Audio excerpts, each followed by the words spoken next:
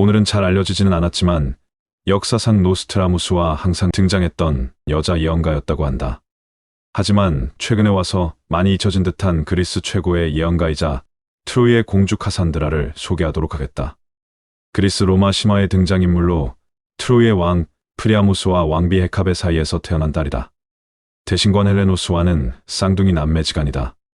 미남 미녀가 많은 트로이 왕가의 일원답게 굉장한 미녀였다고 한다. 일리아스 13권 365행에선 프리아무스의 딸들 중 가장 아름답다고 묘사되고 24권 699행에서는 무려 황금의 아프로디테에 비견될 정도였다고 한다. 일리아스에 대하여 잠깐 소개하겠다. 일리아스란 현존하는 고대 그리스 문학 중 가장 오래된 서사시이며 일리아스 이전의 미노스 문명과 미케나이 문명은 오랫동안 잊혀져 있었기에 사실상 유럽 최초의 고전 문학은 일리아스라고 할 수 있고 실제로 오디세이아와 더불어 고대 그리스와 후대 서양의 문학, 예술, 문화에 큰 영향을 주었다.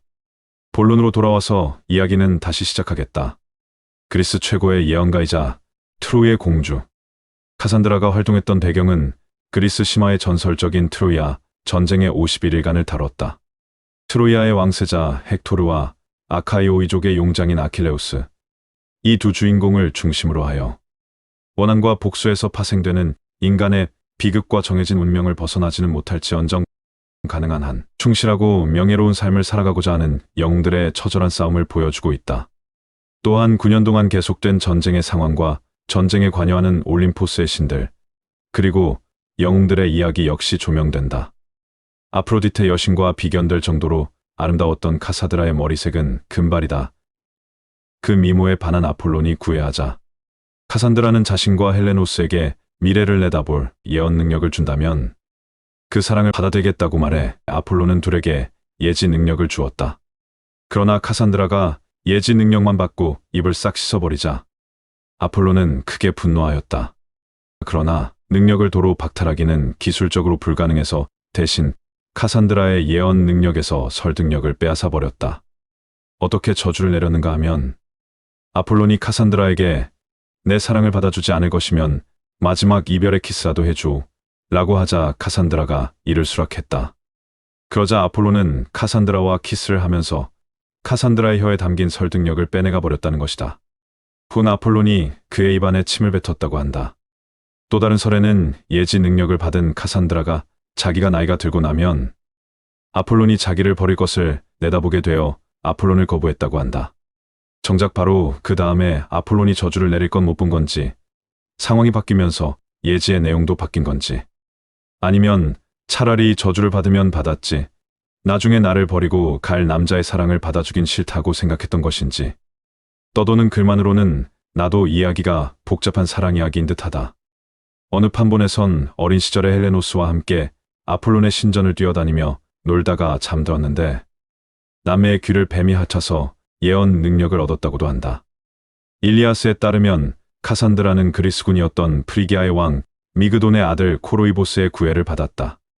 그는 카산드라의 미모에 반하여 혼인 예물을 바치지 않는 대신 트로이와 그리스 간의 전쟁 중임에도 트로이 편에 원군으로 참전하여 그리스군을 몰아내는 조건으로 카산드라에게 구원했고 프리아무스도 이를 허락했다.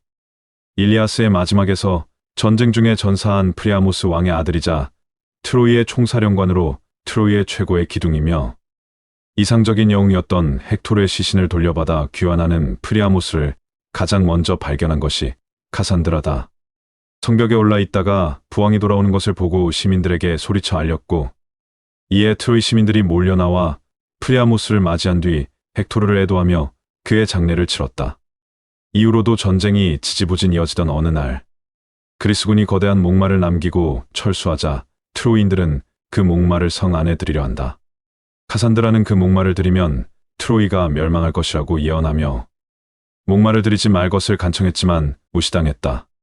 그날 밤 승리의 파티에 취해 있던 트로이인들은 목마 속에서 튀어나온 그리스군에 의해 성이 함락되고 나라가 망하고 만다. 이때 전쟁에 참패하고 카산드라는 포로로 끌려가게 된다. 카산드라는 끌려가지 않으려고 아테나 여신상에 매달렸는데 그리스군의 아이아스가 그녀를 여신상째로 끌고 나왔다. 또는 카산드라를 아테나 신전에서 강간하려 했다고 한데 이것이 미수에 그쳤다고도 하고 실제로 강간당했다는 내용이 나와 있는 곳도 있다. 앞서 카산드라를 사모했던 구혼자 코로이보스는 이때 카산드라를 지키려다 그리스군 장수에게 살해당했다. 이때 아테나 여신을 모독했다는 이유로 벌을 받아 아이아스는 귀환하지 못하고 바다에서 폭풍우를 만나 사망한다. 배가 난파되었을 때까지만 해도 아이아스는 암초로 헤엄쳐가서 살아남았지만 신들도 나를 어쩌지 못한다. 운운하는 사망 플래그를 세워 벼락에 맞아 사망했다고 한다. 또한 미케네의 왕 아가멤논은 카산드라의 미모에 반하여 그녀를 자신의 전리품으로 삼아 미케네로 귀환한다. 에오리피데스의 비극 트로야 여인들에서는 강제로 아가멤논의 첩이 된 자신의 처지를 슬퍼하는 헤카베를 카산드라가 위로하고 오디세우스의 운명을 예언한다. 미케네에 도착했을 때 카산드라는 이미 클리타임네스트라의 불륜과 아가멤논을 암살하려는 음모를 파악하고 거기에 휘말릴 본인의 최후까지 모두 예지했다. 이를 아가멤논에게 경고했지만 역시나 무시당했다고도 하고 어차피 무시당할 걸 알아서 곡은 평생 노예 신세로 고통받으며 살 바엔 차라리 죽는 게 낫다 싶어서 그냥 입을 다물었다고도 한다. 결국 아가멤논은 부인 클리타임네스트라에 의해 암살되고 불쌍한 카산드라는 클리타임네스트라에게 심한 모욕을 당하며 결국 죽임을 당한다. 아가멤논과의 사이에서 쌍둥이 아들 텔레다모스와 펠롭스를 낳았지만 이 아이들 역시 아이기스토스에게 살해당한다. 새언니가 젖은 불륜 때문에 나라가 망하고 강제로 원수의 첩이 됐는데 다시 새언니의 언니가 저지른 불륜 때문에 목숨까지 잃었으니 참으로 기구한 인생이라 할 수 있다. 아이스킬로스의 비극 아가멤논에서는 클리타임네스트라에게 독살당한다. 독살당하기 이전에 아가멤논과 자신이 죽을 것을 이미 알고 있었고 심지어 과거의 아르고스 왕궁에서 벌어진 수많은 살인에 대해서도 영의 눈으로 모두 보게 된다. 신이 들린 상태에서 본 사건들에 두려움에 떨었다. 아르고스 왕궁의 살인을 예고하는 것일 수도 있지만 과거부터 지금까지 전해 내려오는 아르고스 왕가의 살인의 내력을 이야기하는 것일 수도 있다. 처음 카산드라 그녀가 왕궁 입구에서부터 예언을 하면서 아가멤논의 아버지 아트레우스가 티에스테스의 아들들을 살해한 이야기로부터 시작한다. 죽은 후에는 클리타임네스트라에게 아가멤논의 정보라는 고인드립을 당한다. 아폴론에 의한 트로이 전쟁 최대의 피해자들 중 한 명이자 그리스 신화 내에서 가장 불쌍하고 안타까운 인물이다. 그야말로 그리스 신화에서 신의 심기를 거스른 인간이 어디까지 비참해질 수 있는지 그 극한을 보여주는 인물이기도 하다. 물론 아폴론도 제우스 아들답게 남녀 안 가리고 온갖 미인을 애인으로 주렁주렁 거느렸던 남봉꾼에다가 무책임하고 졸렬한 극단적 이기주의자라. 카산드라가 자존심 접고 구애를 받아줬어도 얼마 안 가 지겨워지면 차버렸을 수도 있었을 것이다. 이와 같은 비극적인 일생 때문에 카산드라는 서구에서 힘없는 예언자, 개혁자의 상징으로 통한다. 그래서 니콜로 마키아벨리는 피렌체의 지롤라모 사보나롤라를 카산드라에 빗대어 무기 없는 예언자는 멸망한다는 명언을 남겼다. 또는 탁월한 미래 예지 능력을 가진 여성을 카산드라로 부르기도 하며 불길한 예언은 받아들여지지 않는다는 예시로 쓰이기도 한다. 그리고 예언의 지혜를 가졌으나 그 예언이 가장 필요한 사람에게 무시당하는 사람 또는 나쁜 소식을 계속 예언하는 사람이란 뜻으로 사용되고 있다. 오늘날에는 많이 이식되어 그저 신화 속 인물로 남아있지만 한때는 예언을 이야기할 때면 노스트라다무스와 같이 거론되었을 만큼 유명했다고 한다. 일명 부름한 예언가 가장 아름다웠으나 가장 비참한 예언가로 기록되어진 카산드라에 대하여 소개하였다. 여전히 영상 만드는 데 있어 많이 부족하지만 그래도 조금씩 좋아진다고 생각하신다면 힘내라는 의미에서 구독과 좋아요 부탁드리겠습니다.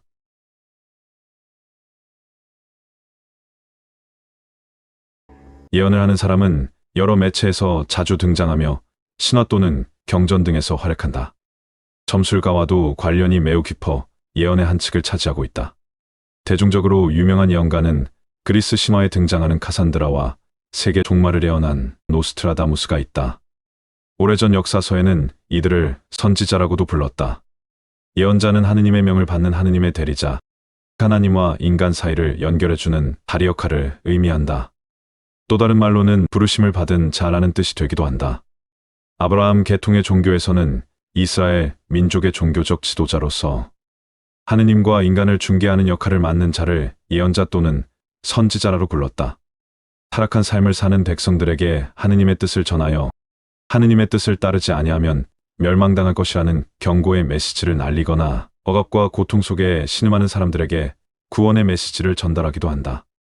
따라서 이들은 하느님의 뜻을 인간에게 전하는 가교 역할을 한다고 볼 수 있다. 만일 예언이 틀리면 하느님이 하신 말씀이 아닌 것으로 간주되어 거짓 선지자 또는 사이비 취급을 받는다. 비종교적 관점으로 보면 종교적 권위를 빌려서 일종의 사회적 운동을 벌이거나 왕에게 간언하는 일이라고 볼 수 있다. 물론 옛날 사람들도 바보는 아니었기에 신의 이름을 내세우면서 영시원찮은 주장만 하는 사이비 예언자들은 왕의 얼굴도 보지 못하고 알아서 걸어뒀을 것이며, 성경이나 역사서에 이름이 남은 예언자들은 신학적으로든 사회적으로든 적어도 당대 사람들의 기준을 충족한 이들이다. 물론 그들도 현 시대에 살아가며 후대에 이름이 남겨지려는 것은 미처 내다보지 못했을 것이다. 그리고 그동안의 역사 속에서 성경의 이름이 있거나 이런저런 역사서에 기록되어 있는 점술가나 예언자들 외에도 알게 모르게 시대를 살다간 수많은 예언자들이 있었을 것이다. 그 중에는 진짜 진실된 전달자의 역할을 했던 사람도 있을 것이고, 때로는 사람들의 눈을 멀게 하고 현혹하는 가짜 예언자들도 많았을 것이다. 허나 그럼에도 역사에 길이길이 남겨져 후대인들에게 잊혀지지 않는 예언자들은 많다. 노스트라다무스를 비롯하여 바바반가와 에드가 케이시에 이르기까지, 최근에는 살아있는 예언자로 잘 알려진 크리스 로빈슨과 주세리노 등등 현역들도 많다. 그러나 오늘 소개할 예언가는 코로나19 바이러스부터 비트코인 폭락, 제주도 지진까지 예언에 성공하며 세계적으로 화제가 된 인도 소년 아비냐 아난드이다. 대체적으로 대중들에게 가장 널리 알려진 예언가들 중에서는 최연소가 아닐까 싶다. 그런 그가 최근 한국의 미래에 대한 충격적인 예언을 밝혀 화제가 됐다.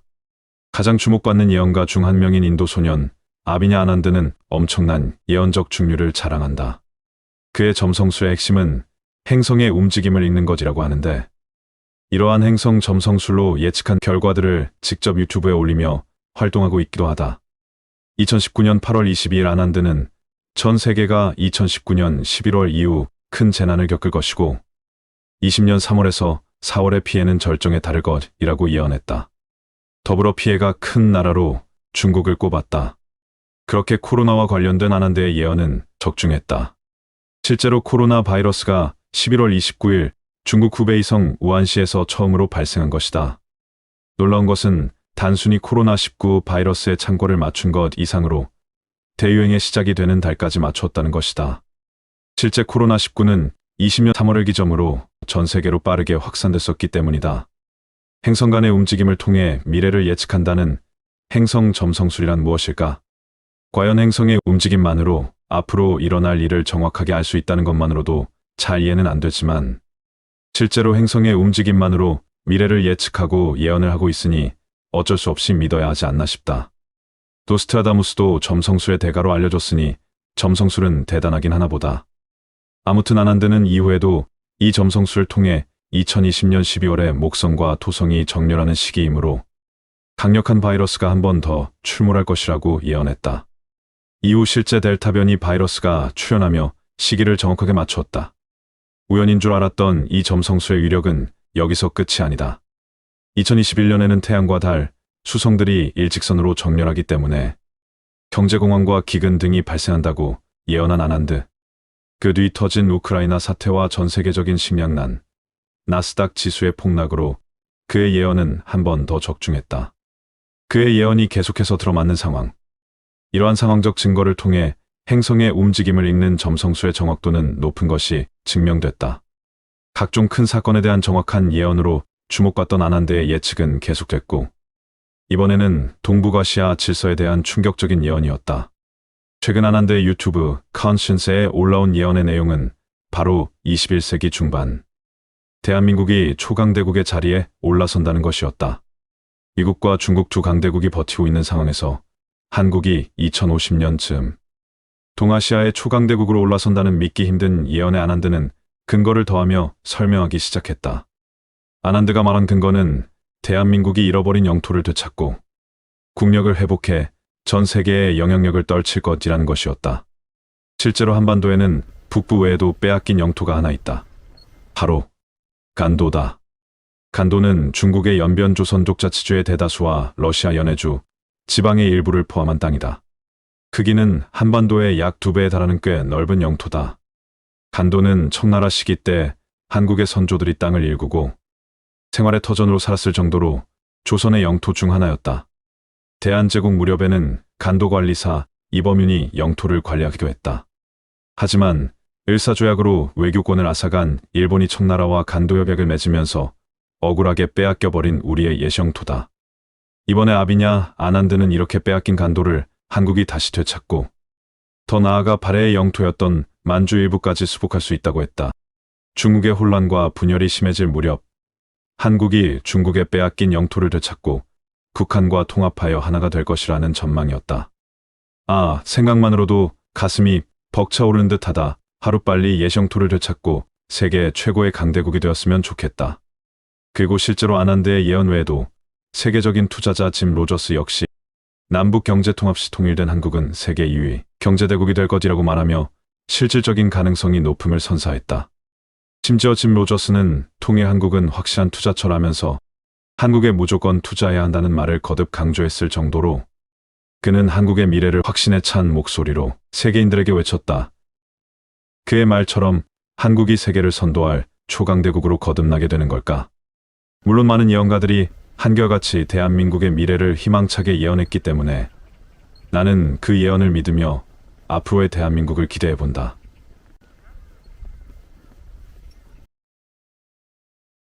박원순 서울시장은 서울 북동쪽에 있는 길상사에서 사라질 것이므로 관심을 가져야 할 것이며 매우 가까운 누군가가 자신을 죽일 수 있다고 믿고 병이 나면 그는 자신의 일정을 취소하려 합니다.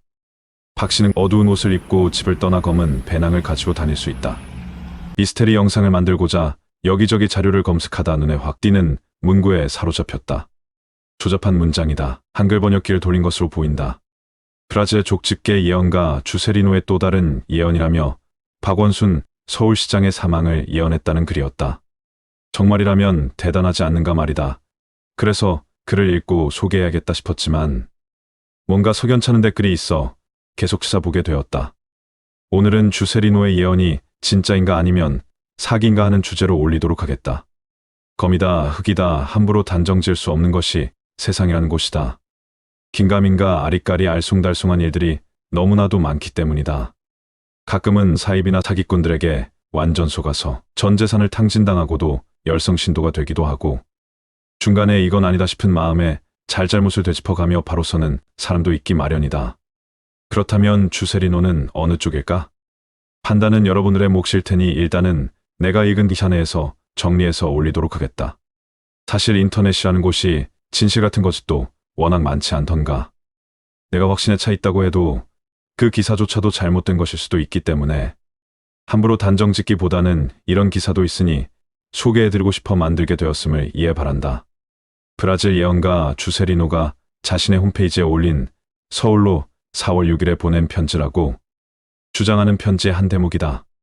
4월 6일 박원순 서울시장이 사망한 날은 7월 9일이다. 그러니까 사망 3개월 전에 박 시장의 사망을 자신이 예언했다는 것이다. 사실일까? 1960년생이니 올해 환갑이 된 이 예언가는 한국에서도 꽤 알려져 있다. 2001년 9.11 테러를 12년 전 예언했고 2004년 인도양 쓰나미도 맞췄다고 한다. 2043년 지구 종말설 주창자로도 유명하다. 한국의 공중파 방송에도 나왔다. 9.11 테러 예언은 MBC의 신비한 TV 서프라이즈에 나왔고 스펀지.0에서는 그를 인터뷰까지 했다. 그의 예언 방법? 예지몽이다. 9.11 테러의 경우 자신이 꿈에서 본 내용에 바탕한 경고를 미국 대통령에게 편지를 보냈고 발신일자가 적힌 내용 증명, 도장이 찍힌 사본을 공개하는 형식이었다. 그러니까 3개월 전 박원순 사망 편지도 그렇게 작성했다고 주장하는 듯 싶다. 그런데 이 편지를 보면 이상한 데가 있다. 일단 인터넷 게재 날짜 7월 9일이다. 시차를 감안하면 박원순 시장의 시신이 발견된 뒤다. 박원순 시장 앞으로 보낸 것으로 되어 있지만 주소는 중구 서소물로 106번지다. 서울시청, 아니다. 주소를 검색하면 시청 인근의 건물이다. 서울시 측의 설명에 따르면 시장실로 오는 우편물은 등기 우편으로 왔다면 정보공개정책과에서 일반 우편물이면 자치행정과에서 해당 업무를 담당한다. 양쪽 모두 4월에 브라질에서 온 서한은 없는 것으로 확인된다고 답했다. 특이하게도 영어권도 아닌 노르웨이 위키피디아에 그의 전형적인 사기수법에 대한 글이 올라와 있다. 사건 전에 예지몽을 꿨다는 그의 인증 방식이 조작이라고 2007년 브라질에서 폭로되었다. 그의 예언에 대한 검증 과정에서 예언했다는 날에 우표를 산 것은 확인됐지만 편지는 붙여지지 않았다는 것이다. 주세리노가 불행한 것은 박 시장 사망당에 공들여 떡밥을 풀었지만 슬프게도 기대했던 쪽에서 그 떡밥을 안 물었다. 주세리노가 유명해진 이유는 그가 미리 예언을 해서 그 날짜가 적힌 문서를 공증을 받고 미리 그 피해를 받게 되는 곳에도 보내고 또 등기소에 등록도 한다고 했었다. 그래서 더욱 신빙성이 높았던 것이고 진위 여부를 제대로 판단할 수 없는 수많은 독자들은 카더라 통신만 믿고 철석같이 믿었는지도 모르겠다. 하지만 알고 보니 날짜가 적힌 종이를 공증을 받아두었다가 나중에 무슨 사건이 생기면 거기에 타이프라이터로 채워 넣는 방법을 썼고 주세리노가 사용하는 오리베티사의 이네아 98이라는 타이프라이터는 공백을 넣어서 문서를 작성하고 나중에 그 공백에 문자를 채워 넣을 수 있다는 것이 밝혀졌다. 미리 보냈다는 문서들은 꼭 너무 오래되어서 그것을 받았다는 곳에서는 그 문서를 찾을 수 없었고 어떤 한 예언은 실제 등기소에 가서 확인해 본 결과 사실은 사건이 일어나고 3개월 뒤에 등기소에 등록을 했었다는 게 밝혀졌다. 2007년 4월 17일에 일본에서 일어났던 사건을 미리 예언한 것이라고 뻔뻔스럽게 주장했지만 등기소에 가서 찾아보니까 실제로는 2007년 7월 13일이었다. 사건이 나고 3개월 뒤에 예언을 한 것이다. 수많은 예언 중계 중에 한두 개가 어쩌다 맞았을 정도로 형편없는 주세리노의 예언. 적중률이 인터넷상에서는 100%에 가까운 90%나 된다고 하니 참으로 아이러니하다. 그의 예언의 적중률이 잘해봐야 고작 7%에 불과할 텐데 말이다. 이런 경우 한국어로는 예언자라고 하지 않고 사기꾼이라고 하는 게 더 적절하지 않을까 생각된다는 기사를 읽게 되었다. 이렇게까지 신뢰성이 낮은 엉터리니까 그냥 시청자들을 속이려는 허접한 방송국 사람들이 잘 조사하지도 않고 아무렇게나 만든 프로그램을 보신 것으로 생각하시고 거기에서 나온 내용들은 더 깊이 생각하실 필요가 없을 것 같다. 어쨌거나 그가 했다는 예언들을 소개는 하도록 하겠다. 그렇다고 아예 완전 사기꾼은 아닌 것도 같고 나름 예언을 해서 맞기도 했다 하니 평범한 일반인들보다는 그래도 조금은 영안이 더 열려있지 않을까 싶어서다. 9.11 테러 맞음. 미국의 이라크 침공 맞음. 2003년 로마 교황 요한 바오로 2세의 병세 악화를 예언 맞음. 2004년 말 진도 8.9의 대지진과 쓰나미가 남아시아를 덮침 12월 26일의 쓰나미 참사 맞음. 2004년 수마트라의 지진 인도네시아 수마트라 섬 부근 해역 12월 26일 2만 명 이상 사망 맞음. 2005년 2월 1일 교황이 위독하여 병원에 입원하는 구체적인 꿈까지 꾸었다는데 교황 2005년 4월 2일 별세 맞음. 2005년 허리케인 카트리나가 미국 남부를 박살 8월 미국 남부 루이지애나 참사 맞음. 2006년 10월 10일에서 12월 6일 동안에 4개에서 5개의 태풍이 미국을 직격. 전해의 리타나 카트리노와 같은 파괴력 맞음. 2007년에는 많은 대참사가 일어난다. 터키, 유럽, 파키스탄, 카슈미르의 근처에서 큰 지진이 일어난다. 필리핀에서는 지금까지 본 일도 없는 듯한 강한 태풍이 나타난다. 6월 사이클론 예민이 파키스탄 남부 2개 주를 강타해 사망 296명, 실종 224명, 이재민 27만 명이 발생 맞음. 7월 25일 파키스탄 4.5의 지진, 페루 8월 16일 8.0의 강진으로 사망자가 500 이상 맞음. 2007년 3월 일본 도쿄에서 지진으로 인한 패닉. 2007년 3월 25일 9시 42분쯤 일본에서 지진 7.1 맞음.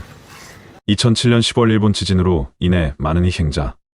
한 달 뒤 11월 일본 혼슈 센다이 남동쪽 143km 해역 태평양 쪽 진도 약 6.0 발생 맞음. 2007년 엘고어 노벨 평화상 수상. 2007년 노벨 평화상 후보로 지명 맞음. 2007년 12월 31일 인류가 잘못을 눈치채는 마지막 시한. 2008년 마침내 에이즈 백신이 탄생. 마트그로 소주에 있는 르아나라고 하는 약초로부터 개발. 99억 2008만 303만 4621 마침내 AIDS 치료물질 개발. 캐나다 연구팀 2008년 3월 3일 기사 맞음. 2008년 아프리카에서 수천인이 물 부족으로 사망. 2008년 9월 13일 아시아가 있는 나라 일본 도쿄에서 100만 명 규모의 피해자를 내는 지진과 해일 발생. 2009년 1월 25일 진도 8에서 9 사이에 의 대지진이 오사카에서 50만 명 사망. 2010년 아프리카에서는 기온이 58도까지 달해 물 부족이 피크. 2010년 6월 15일 뉴욕 주식거래소의 붕괴. 2011년 2월 17일 아프가니스탄에서 지진. 2011년 새 인플루엔자가 인간에게 감염해 8천만 명이 사망. 2012년 검은 연기의 시대 12월 6일부터 기온이나 역병이 증대, 인류의 멸망이 시작된다. 2012년 인도네시아에서 쿠라카트아 화산이 분화. 2013년 11월 25일 카나리아 제도로 큰 해일이 덮치는 수천인이 사망. 2013년 11월 1일 미국의 옐로우스톤 화산이 분화. 제가 칸사스, 네브래스카, 리빈스톤 그 외 150m의 해일. 마지막에 분화한 것은 7만 년 전. 만약 또 분화하면 새로운 빙하의 시대가 탄생한다.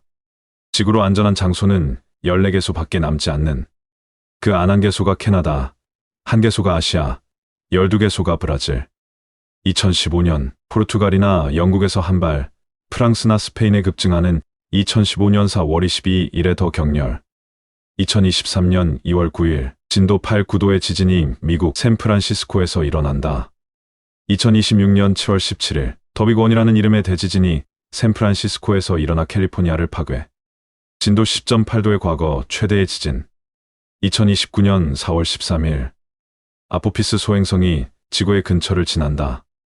2036년 11월 11일 다시 같은 아포피스 소행성이 지구에 접근 80% 충돌의 가능성. 지구 파괴의 피크. 2043년 지구 멸망. 그런데 이 모든 예언들이 모두 이루어지고 나서 몰래 타자기로 친 것들이라면 앞으로 일어날 일들만큼은 두 눈 똑바로 뜨고 확인해보면 주세리노가 진짜 애언가였는지, 그동안 선무당처럼 어설픈 실력으로 왕노릇했는지는 차후 밝혀질 것이라 생각된다. 이왕이면 그의 미래 예언들이 하나같이 아무란히 사기꾼 주세리노이길 바람해본다.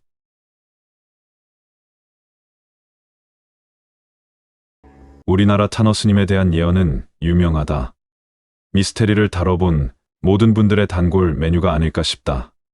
나 역시 미스테리 유튜브를 시작하면서 언젠가 해야지 라고 생각하고 있었는데 이제서야 영상을 만들게 되었다. 조금 더 실력이 쌓이면 멋들어지게 만들고 싶었지만 실력이라는 것이 하루아침에 쑥 하고 자라는 것이 아닌 듯하여 그냥 포기하고 영상을 만들도록 하겠다. 여전히 영상 편집이 허접하고 이미 누군가 다 써먹은 레퍼토리겠지만 혹시라도 새롭게 접하시는 분들도 계시라는 기대감으로 시작하도록 하겠다. 타너스님은 현대 한국 불교에서 매우 유명한 고승이라고 한다. 유교와 불교, 도교 3종교에 대해 20종 80권의 책을 냈는데 그 설명과 해석이 매우 정묘해 타너의 동양고전 책으로 자신이 관심 갖는 동양고전을 공부한 승려들이 지금도 꾸준히 나온다고 한다. 하지만 세간에서는 예언하는 승려로 더 유명하다. 타너스님은 1913년 음력 1월 15일 전라북도 만경군 만경읍 대동리의 유학자 집안에서 독립운동가인 율제 김홍규 선생의 차남으로 태어났다.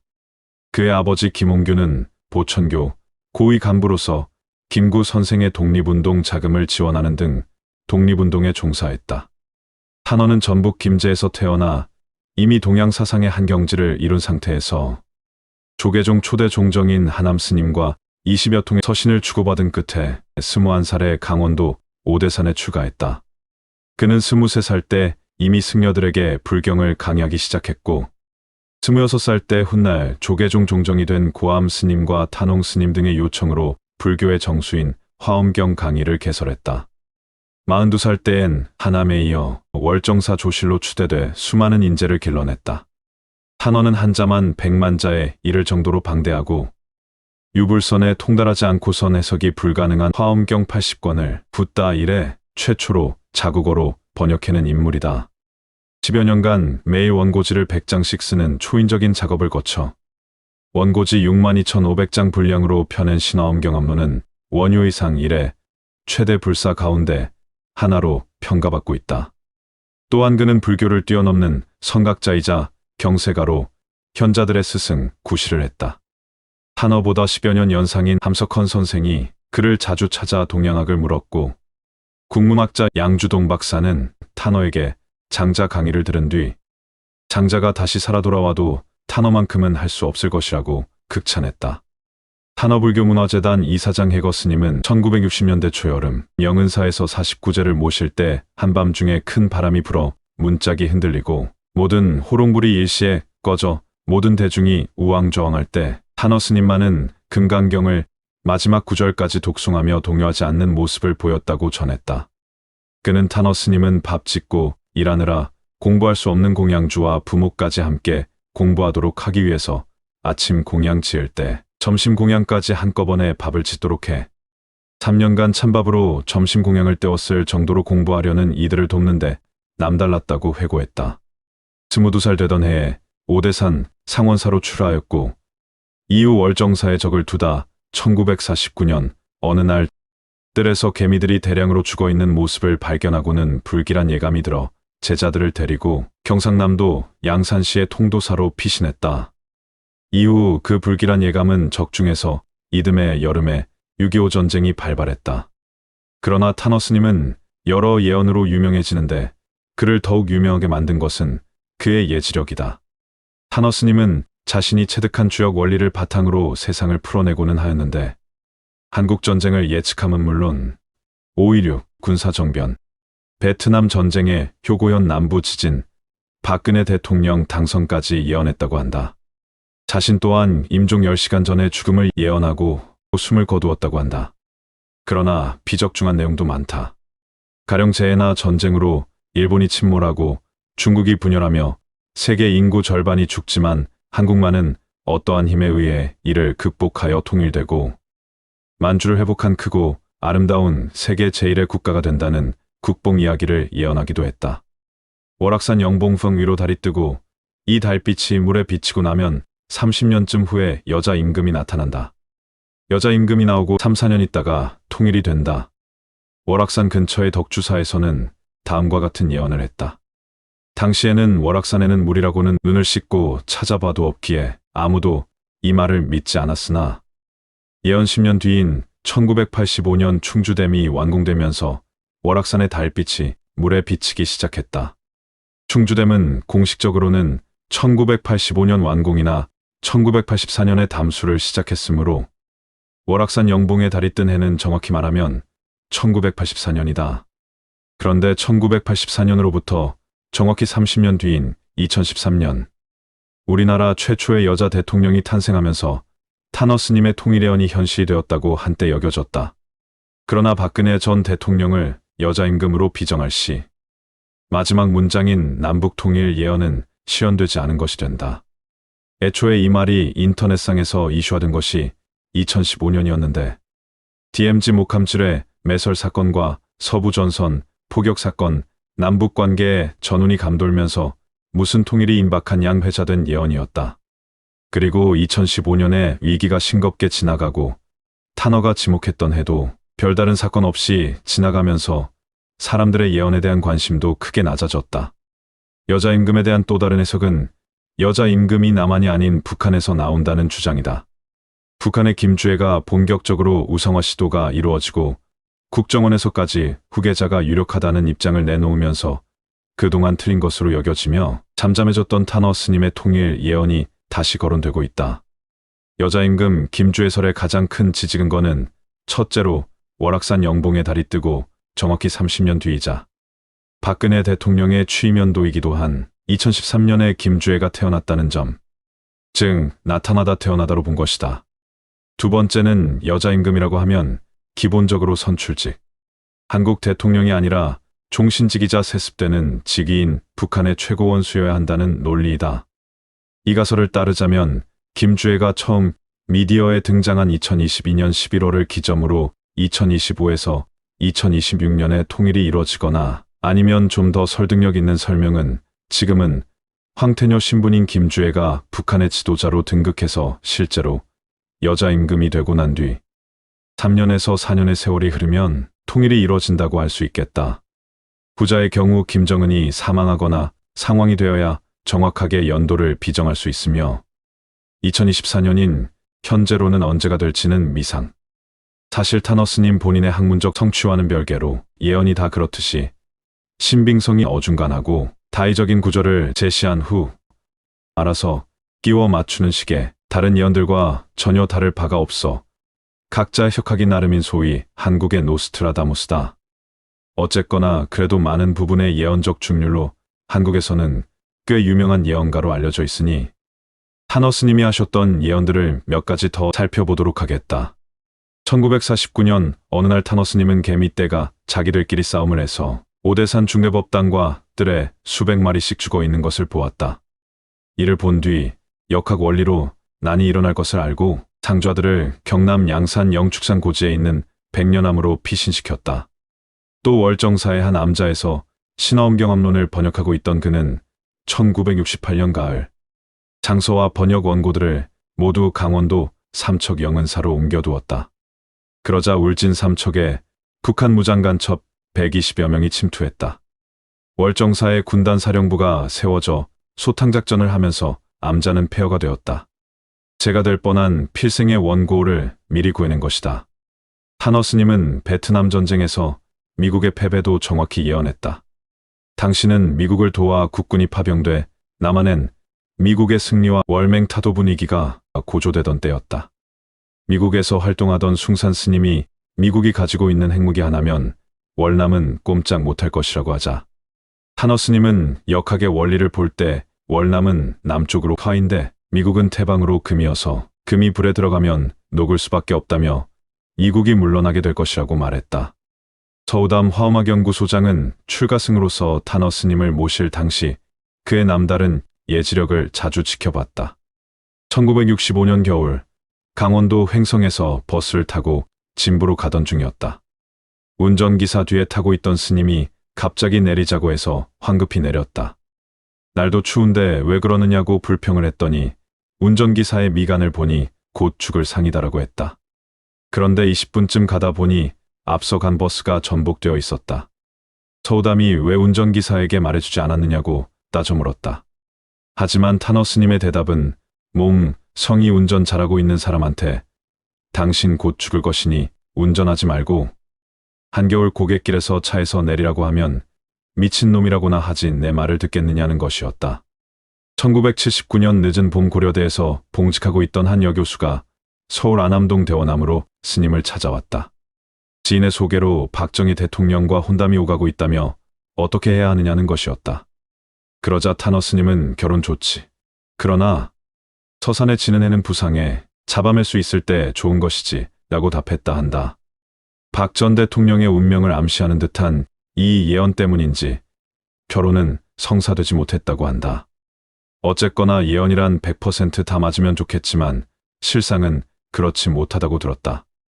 그때 환경이 변한 탓도 있을 것이고 여실 또는 몇 년의 간극을 두고 이루어지기도 하기 때문에 언제라고 함부로 못 박을 수 없는 것이 예언이라고 들었다. 그럼에도 눈치 빠른 자들은 우리나라의 통일이 언제쯤 이루어지겠구나 라고 판단할 것이다. 행여 그때의 통일이 안 된다 해도 조금 늦어질 뿐이라고 생각하면서 너무 크게 낙심하지는 말았으면 좋겠다. 이것으로 오늘의 영상을 마치겠다.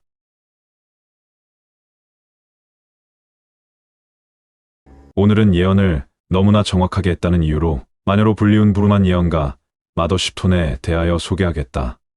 영국의 예언가로서 노스트라다무스의 출생 이전에 활동했던 마더 쉽톤은 훗날 최고의 예언가로 이름을 날리게 될 노스트라다무스의 출생까지도 예언했다고 하여 커다란 관심을 받게 되었다. 그와 더불어 미래에 일어날 일을 예언했는데 그 당시 너무나도 정확한 그의 예언을 두고 기독교 색채가 강했던 영국에서는 그녀가 말하는 모든 예언들은 신의 영역이라고 주장하며 그녀가 감히 신의 영역을 훔쳐보았다며 그것을 신성모독이라 하여 마녀라는 프레임을 씌워 그녀를 비난했다. 400년 전 무지와 자신들의 지위가 흔들릴 것을 두려워하던 종교인들에게 마녀라 낙인 찍히고 결국 그녀는 온 국민에게까지 비난을 받았다. 그랬던 그녀가 남겼다는 예언서가 현 시대에 와서 발견되었고 그 예언서가 발견되면서 세상은 발칵 뒤집혀졌다. 그 당시 마녀로 낙인 찍혀 그녀를 내몰았던 현재의 영국에서는 그녀의 예언서의 내용이 모두 들어맞자 그녀의 생가를 기념하는 관광지까지 조성하기에 이른다. 그렇게 그녀의 예언서는 전 세계로 퍼져나갔고 전 지구적으로 그녀에 대한 호기심은 날이 갈수록 증폭되었다. 그렇다면 이쯤에서 그녀가 비밀로 남긴 예언서를 20가지만 짚어보기로 하자. 나는 내가 가야 한다는 것을 알고 있다. 나는 자유다. 나는 올 것임을 알고 있다. 나는 이 예언지를 비밀로 만드노니 나중에 밝혀질 것이다. 그리고 그것이 나타날 때 사람들은 이 예언을 읽을 것이니 나의 예언들은 헛되이 불에 타지 않을 것이다. 미지의 대지에서 금이 나오는구나. 미국 대륙 발견. 그런데 여기에서 미지의 대지가 왜 미국일까 생각해보니 미국하면 금을 찾아 카우보이들이 활동하던 옛날 서부 영화가 생각나서 그나마 수긍이 갔다. 이것은 연도를 거쳐 철제 괴물이 나타나 떨림과 양피지, 언어와 잉크를 집어삼키면 사람들은 깊은 생각에 빠지도다. 9세기 철제 인쇄기 등장. 그냥 그대로 읽어서는 도저히 뭐가 뭔지 모르겠는데 확실히 그에 맞는 답을 제시하니 아 그렇구나 하며 역시 수긍하게 된다. 세상이 뒤바뀌는구나. 농사를 짓는 모든 아들들의 손에 책이 쥐어질 지인이 가난한 자들은 이제 큰 지혜를 얻게 되도다. 책의 대량 배포로 인한 지식 대중화. 사내들이 후세에 가까워짐에 따라 잠들어 있는 세계의 산이 숨을 들이쉬며 얼음과 진흙, 죽음을 뿌리는구나. 대지가 흔들리고 마을과 마을을 삼키도다. 미지의 대지에서 기독교인과 기독교인들이 싸우는구나. 미국, 남북전쟁. 물에서는 쇠가 나무 배와 같이 둥둥 떠다니는구나. 철제선박 등장.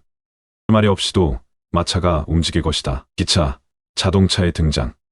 하늘에서는 사람들이 하얀색과 검은색, 녹색을 타고 이동하는구나. 비행기의 등장.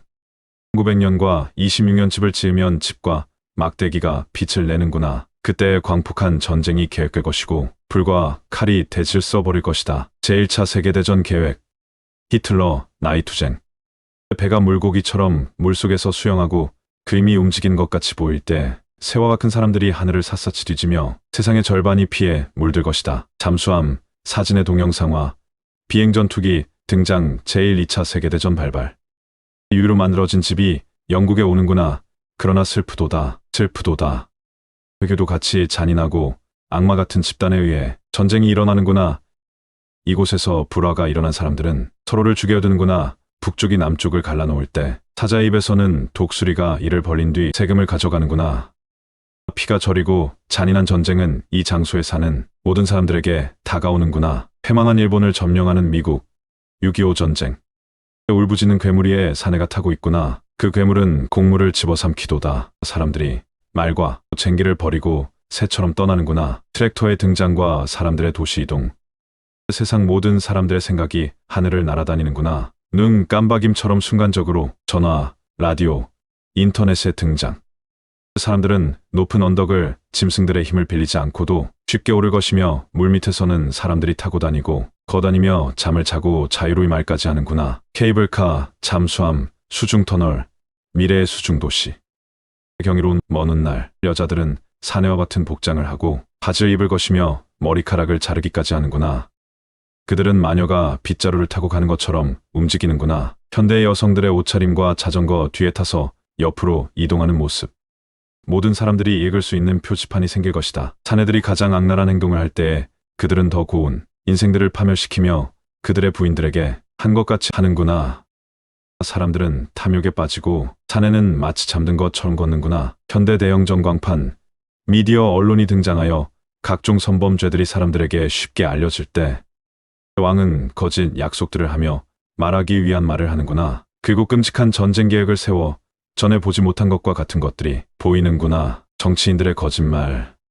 노란색의 사내는 막강한 힘을 얻는구나. 그들은 곰으로부터. 그러나 이 막강한 폭군은 실패하나 그들의 행위에서 위험이 자라나는구나. 많은 사람들이 역병으로 죽어나갈 것이고 그것을 막을 수 없노니 중국 대국화, 중국과의 협력, 미래의 역병. 두려움과 공포로 사람들이 살아가니 산과 굴 속으로 도망가서 자연 속에 살아가라. 폭풍우가 맹위를 떨치며 바다가 포효하는구나. 언젠가 가브리엘이 바다와 해안에 서 있을 때, 그때 그는 경이로운 나팔을 불것이며 오래된 세상은 죽고 새롭게 탄생할지니 불같은 용이 하늘을 가로지르는구나. 이 상황이 6번 일어나기 전에 이 대지는 죽을지니 이 예언의 6번째 선포자에 의해 인류 전체가 공포에 떨며 겁에 질릴 것이다. 용이 꼬리 핵미사일. 마지막 20번째는 무시무시한 핵전쟁으로 인해 지구가 멸망이기까지 가는 상황을 예언했다고 한다. 7일간의 낮과 밤 동안 사람들은 엄청난 상황을 목격하게 될 것이다. 바닷물이 사야보다 높게 솟구치고 해안가를 집어삼키기 위해 산들은 고함을 지르기 시작하고 대지가 흔들리기 시작한다. 헬은 맹렬히 돌진하여 대지를 집어삼키고 인류는 진흙탕에 빠져들게 되며 사람들은 혼란에 빠질 것이다. 세상이 시간이 되면 하늘의 별들이 말을 해준다. 세계 3차 대전. 이어서 그녀가 꿈에서 보았던 생생한 세계의 종말에 관하여 좀 더 심층적으로 소개하도록 하겠다. 이때는 별들의 움직임이 하나둘씩 이상해진다. 별들이 지상 서쪽으로 쏟아지고 별들이 쏟아지는 모습은 가히장관이었다.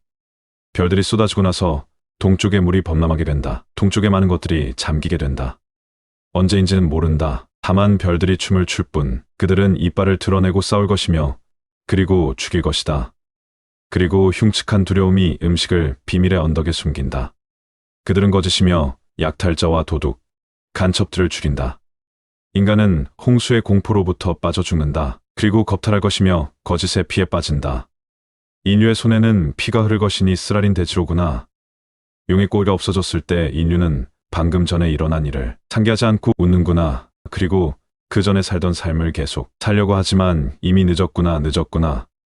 인류는 그와 같은 운명을 맞이하는 게 이치일지니 그의 가면 속 미소, 그의 그릇된 위엄은 신들의 분노를 일으키니 그들은 용을 다시 보내고 하늘의 빛을 비추면 그의 꼬리는 갈라질 것이다. 대지가 찢기고 왕과 지배자, 노예들은 달아날 것이다. 그러나 그들은 천천히 물의 지점을 따라 이동하나 사람들은 바다가 산과 해안으로 떠오르기 전에 갈증으로 죽을 것이다. 그리고 대지가 갈라지고 새롭게 변화한다. 그대들은 이 예언이 이상하다고 생각하는가? 그러나 그것은 실현될 것이다. 나의 예언이 신성모독이라 생각하는가? 너무나 정확했던 예언을 한다는 이유로 마녀로 내몰렸다는 마더쉽톤. 지금 시대에 태어났더라면 세계적인 명성과 더불어 부귀영화까지도 누릴 수 있었을지도 모를 테지만 시대가 시대인지라 안타까울 뿐이다. 오늘은 이렇게 안타까운 마녀 마더쉽톤에 대하여 영상을 소개하였다. 부족함에도 끝까지 시청해 주셔서 감사드린다.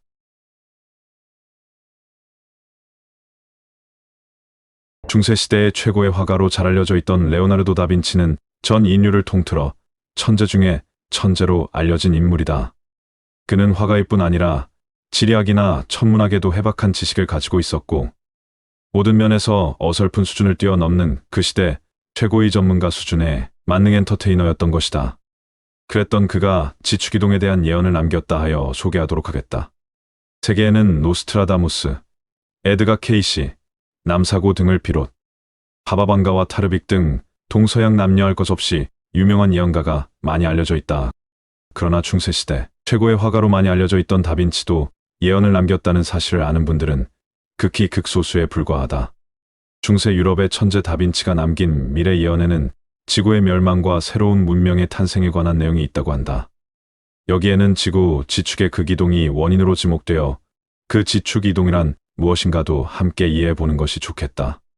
레오나르도 다빈치는 르네상스 시대의 이탈리아 화가이며 1452년에 태어났다. 르네상스의 3대 화가로 미켈란젤로, 라파엘로, 그리고 레오나르도 다빈치가 꼽히지만 레오나르도 다빈치는 누구인가라는 질문에 답하려면 그저 그림 잘 그렸던 중세시대의 화가 이 한 가지만으로는 그를 설명하기에는 많이 부족하다. 레오나르도 다빈치는 화가이며 조각가이고 해부학자면서 식물학자였다. 또한 천문학, 지리학, 기술 등에 대한 과학자이며 발명가이고 건축과 음악, 심지어 요리 분야에서도 활동했으며 동시에 사상가이면서 예언에도 능통했다고 한다. 지금으로 치면 전 세계에 존재하는 상위 1%에 속하는 전천후 천재 중의 천재였다. 본명은 레오나르도 디 세르피에로이며 다빈치의 뜻은 빈치 마을이라는 의미를 가지고 있다. 그러니까 레오나르도 다빈치란 빈치 출신의 레오나르도라는 뜻이다.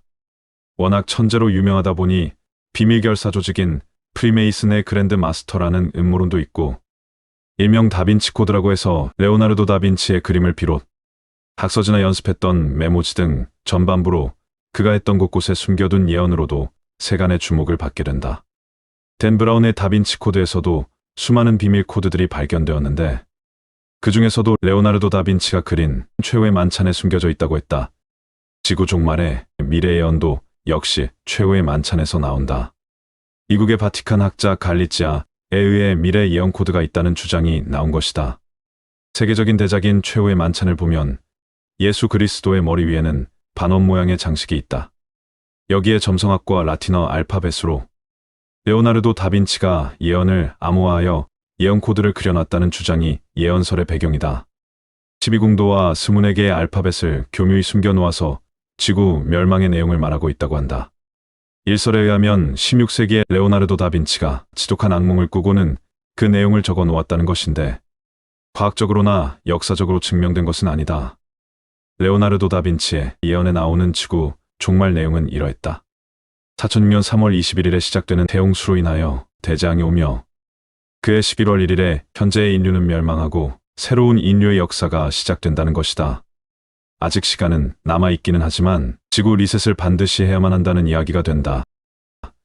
또 다른 연구가에 의하면 성경에 나오는 노아의 홍수처럼 지구상의 생물들이 대부분 멸종한 후 살아남은 몇몇의 인간들이 다시 처음부터 역사를 시작한다는 주장도 있다. 결국 지구 리셋이라는 공통점에 이르고 있다. 지구 종말을 연구하는 사람들의 주장 중에 대홍수 주기설이 있는데, 인류 문명은 주기적으로 멸망과 발전을 반복한다는 것이다. 다빈치의 지구 종말에 대한 다빈치 코드 이외에도 다빈치의 글들 중에 직접적으로 멸망될 때의 상황을 설명한 것도 있다. 이탈리아의 역사가 드아라우조는 레오나르도 다빈치의 글 중에서 예언에 관계되는 글들을 모아서 미래 예언 풀이를 했다. 그 해설서에 의하면 지구의 환경이 급격하게 변하여 인간을 비롯한 생물들이 떼죽음을 당하는 것으로 나온다. 이런 지구의 멸종 사건은 이미 과거에도 있었다. 약 2억 5천만 년 전의 페름기에 일어난 대멸종으로 약 2만 년에 걸쳐서 전체 생명체의 98%가 멸종한 것으로 연구되고 있다. 지구는 수많은 멸종을 거쳐왔다고 한다. 그 중에서도 제일 커다란 멸종으로 5대 멸종으로 구분짓는데, 이 시기에 일어난 멸종은 대멸종 중에서도 5대 멸종으로 가장 큰 멸종이라고 학계는 말하고 있다. 이때 해양 생물종의 약 96%와 육상 척추동물의 70% 이상이 절멸했다고 한다. 드아라우조가 밝히는 레오나르도 다빈치의 예언에는 바닷물의 높이가 산보다 높아지고 하늘을 향해 올라와서 사람들의 집을 덮친다는 구절이 있다고 한다. 이것이 만약 쓰나미를 표현하는 것이라면 매우 큰 지각 변동이 일어난다는 것이고, 만약 해수면 상승이라면 온난화나 기상이변으로 빙하가 녹았다는 것으로 예상할 수 있다. 현재도 지구온난화로 인해 극지방의 빙하가 점점 녹고 있다는 걱정을 하는 중인데, 만약 북극과 남극, 그린란드 등의 모든 빙하가 녹으면 해수면은 60m나 상승하게 된다. 그렇다면 서울, 도쿄, 베이징 등이 모두 물에 잠기게 된다. 레오나르도 다빈치의 미래 예언 중 다른 구절에는 땅이 뒤집히고 반구가 반대 방향이 될 것이라고 해석되는 구절도 있다고 한다. 여기서 주목할 것은 반구가 반대 방향이 된다는 것이다. 그 다음 구절에는 지축의 대이동으로 격변한다고 한데, 이 표현은 아프리카의 하늘이 유럽의 하늘이 되고 유럽의 하늘이 아프리카에 있게 된다는 무시무시한 구절로 설명을 더하고 있다. 즉, 지구의 지축 이동설에 나오는 것과 유사한 내용이다. 과학적으로 증명된 것은 아니지만 문명 반복설을 주장하는 사람들은 지축의 이동도 주기적으로 일어나는 반복 현상이라고 설명하고 있다. 예언의 해석 구분을 조금 더 살펴보면 모든 환경이 거대한 변혁을 한다고 한다. 지구의 중앙으로 이동했다가 하늘로 이동하고, 남쪽 부분이 추운 북쪽으로 이동하며 동쪽이 서쪽으로 바뀔 것이라고 되어 있다는 것이다. 이것을 알기 쉽게 설명한 부분이 있는데, 가령 주전자에 물이 반쯤 채워진 상태에서 주전자를 흔들게 되면 그 속에 있는 물이 한쪽으로만 흔들리는 것이 아닌 좌우 양쪽 할 것 없이 위아래 따지지 않고 사방팔방으로 인정사정 없이 튀어오르는 것처럼 지구 역시 지축이 흔들리게 된다면 그 현상처럼 해수면의 물들이 걷잡을 수 없이 무서운 공포로 다가올 것이라고 했다. 레오나르도 다빈치 예언이 정말로 드아라우조의 해석대로라면 끔찍한 대멸종의 시대가 올 수도 있다. 과학적인 증명은 아직 없지만 에드가 케이시, 남사고, 루즈 몽고메리 등 유명한 예언가들도 극이동에 대해 경고를 했었기 때문에 레오나르도 다빈치 예언이 더욱 섬뜩하게 다가온다. 지구 지축 이동설이란 레오나르도 다빈치 예언과 다른 예언자들의 예언은 지구 지축이 이동한다는 점에서 극이동설이란 무엇인지 궁금하게 한다. 20세기 초부터 널리 알려진 극이동설은 찰스 앱굿 등의 학자들의 연구에서도 나타난다. 열대 동식물의 흔적이 극지방인 그린란드에서 발견된다거나 빙하의 흔적이 인도, 아프리카 등에서 발견된다면 이것은 오래전 과거에 지구의 축이 이동했다는 것을 짐작하게 한다. 이것은 고기화학이나 고지구자기학 등에서 나온 학설인데 지구 탄생 이후 적어도 200회 이상 극이동이 있었던 것으로 보고 있다. 지구는 회전을 하기 때문에 낮과 밤이 생긴다. 그 중심을 자전축이라고 하는데 현재 지구는 23.5도만큼 기울어져서 회전하고 있다. 그리고 이 축의 북쪽 끝과 남쪽 끝에 북극과 남극이 있는데 극이동설이란 이 극점이 이동한다는 것이다. 어떤 사람들은 7만 5천 년마다 0도로 바로 섰다가 23.5도로 바뀌는 주기적 변화를 한다고 하고 어떤 사람들은 이 시기에 지구 자기장의 변화도 일어난다고 한다. 초자연주의자들과 종교단체에서도 극이동설은 관심의 대상이 되고 있으며 과학적으로도 극이동이 관찰되고 자료가 수집되고 있다. 하지만 아직까지는 증명된 것이 아니라 조사 중에 있는 이론일 뿐이다. 레오나르도 다빈치의 예언보다 확실하게 극이동을 예언한 사람은 에드가 케이시와 루즈 몽고메리다. 이들의 주장처럼 실제로 극이동이 일어난다면 정말로 재앙 수준의 일이 일어날 것이다. 레오나르도 다빈치가 아프리카의 하늘과 유럽의 하늘이 바뀐다고 한 표현은 남극과 북극이 바뀌는 수준이니 엄청난 변화가 아닐 수 없다. N극과 S극이 바뀌는 동안 지각 변동과 천재지변이 계속될 것이다. 빙하가 다 녹거나 동물들이 멸종하고 화산 폭발과 지진이 증가하며 자기장의 변화로 극한 환경 변화가 생길 것은 불을 보듯 뻔한 상황이다. 에드가 케이시는 극이동이 일어날 때 일본과 캘리포니아가 침몰하며 대양의 한복판에 새로운 대륙이 융기할 것이라고 했다. 레오나르도 다빈치의 예언 중 바다가 하늘로 향했다가 사람들을 덮친다는 내용이 이것을 의미하는 것으로 해석되고 있다. 지축 변화와 극이동에 의해 지진과 쓰나미가 생물을 죽음으로 몰아넣을 것이라고 한다. 지구 종말에 즈음하여 인류는 70분의 1 정도만 살아남을 수 있다고 한다. 아직 과학적으로 확실시된 것은 아무것도 없지만 공포를 주는 지구 종말 시나리오인 것만은 틀림없다. 원래 예언이란 것은 지나봐야 맞는지 틀리는지를 알 수 있으니 말이다. 이와 같은 맥락에서 이태리의 역사가이며 예언 연구가인 파비왈 드아라우조가 최근 선택된 예언들과 예언가들이란 저서에서 레오나르도 다빈치의 지구 멸망에 관한 예언을 정리하여 소개했다. 19세기 말 다빈치의 원고에서 발견돼 프랑스와 영국에서 그리고 이태리아 포리스미 노벨레 에프로페지에 처음 발표된 소량의 예언록 구절들을 파비오가 영어로 풀이했다. 예언 내용은 미래에 발생할 지축 변화에 따른 지구 멸망에 관한 것들로 파비오는 다빈치가 언급한 미래에 일어날 자연의 대재앙이 오늘날 문제되고 있는 지구온난화 현상과 관련 있는 종말 예언이라고 주장했다. 그렇다면 다빈치의 지축이동으로 인한 종말 예언을 정리하면 바닷물이 산꼭대기보다 더 높이 올라와 하늘을 향할 것이며 바닷물이 사람들 집을 덮칠 것이다. 그때 사람들은 땅이 뒤집어지고 지구의 반구가 반대 방향에 있는 것을 보게 되며 그곳에는 무척 사나운 동물들이 있을 것이다. 아프리카의 하늘이 바뀔 것이다. 아프리카의 하늘이 유럽에 있을 것이고 유럽의 하늘이 아프리카에 있게 될 것이다. 해당 지역들은 지축의 대이동으로 격변할 것이다. 모든 환경이 거대한 변혁으로 인해 혼란스러울 것이다. 일순간에 지구의 중앙을 향해 이동하다가 다른 순간에 하늘을 향해 이동하고 남쪽 부분이 추운 북쪽으로 이동하며 동쪽이 서쪽으로 이동할 것이며 이쪽이 다른 반구로 바뀔 것이다. 파비오는 다빈치가 미래의 지구에서 발생할 지구축 변화로 인한 인류 멸망의 대재앙을 분명히 예언한 것으로 확신하고 있다. 자동차와 비행기, 낙하산 등 미래에 등장할 수많은 문명의 도구들을 사파와 도면들로 상세히 묘사한 그는 과연 지축 전도로 인한 대재앙을 미리 보고 후세에 예언을 남긴 것일까? 그저 상상력으로 그렸다고 하기에는 너무나도 복잡하고 정교한 그의 그림들은 미리 보고서 그리지 않고서는 이해가 가지 않을 뿐이다. 수많은 예언가들이 반복적으로 지구 지축이동에 관한 예언으로 지구에 커다란 환란이 닥칠 것이라고 한다. 그 시기는 확실하지는 않지만 아마도 우리가 사는 시대에 도래할 가능성이 높다고 하니 섬뜩해진다. 모쪼록 피해가 없었으면 하는 마음으로 이만 영상을 마치도록 하겠다. 늘 부족한 영상 시청해주시는 귀한 분들에게 거듭 감사 또 감사드린다. 루스 몽고메리의 지구 파멸을 예고하다. 루스 몽고메리, 미국의 유명한 영능력자이며 문인이다. 그녀는 정신세계 분야에서 작가로서의 명성을 얻기 이전에도 언론계에서의 왕성한 활동으로 잘 알려진 지식인이었다.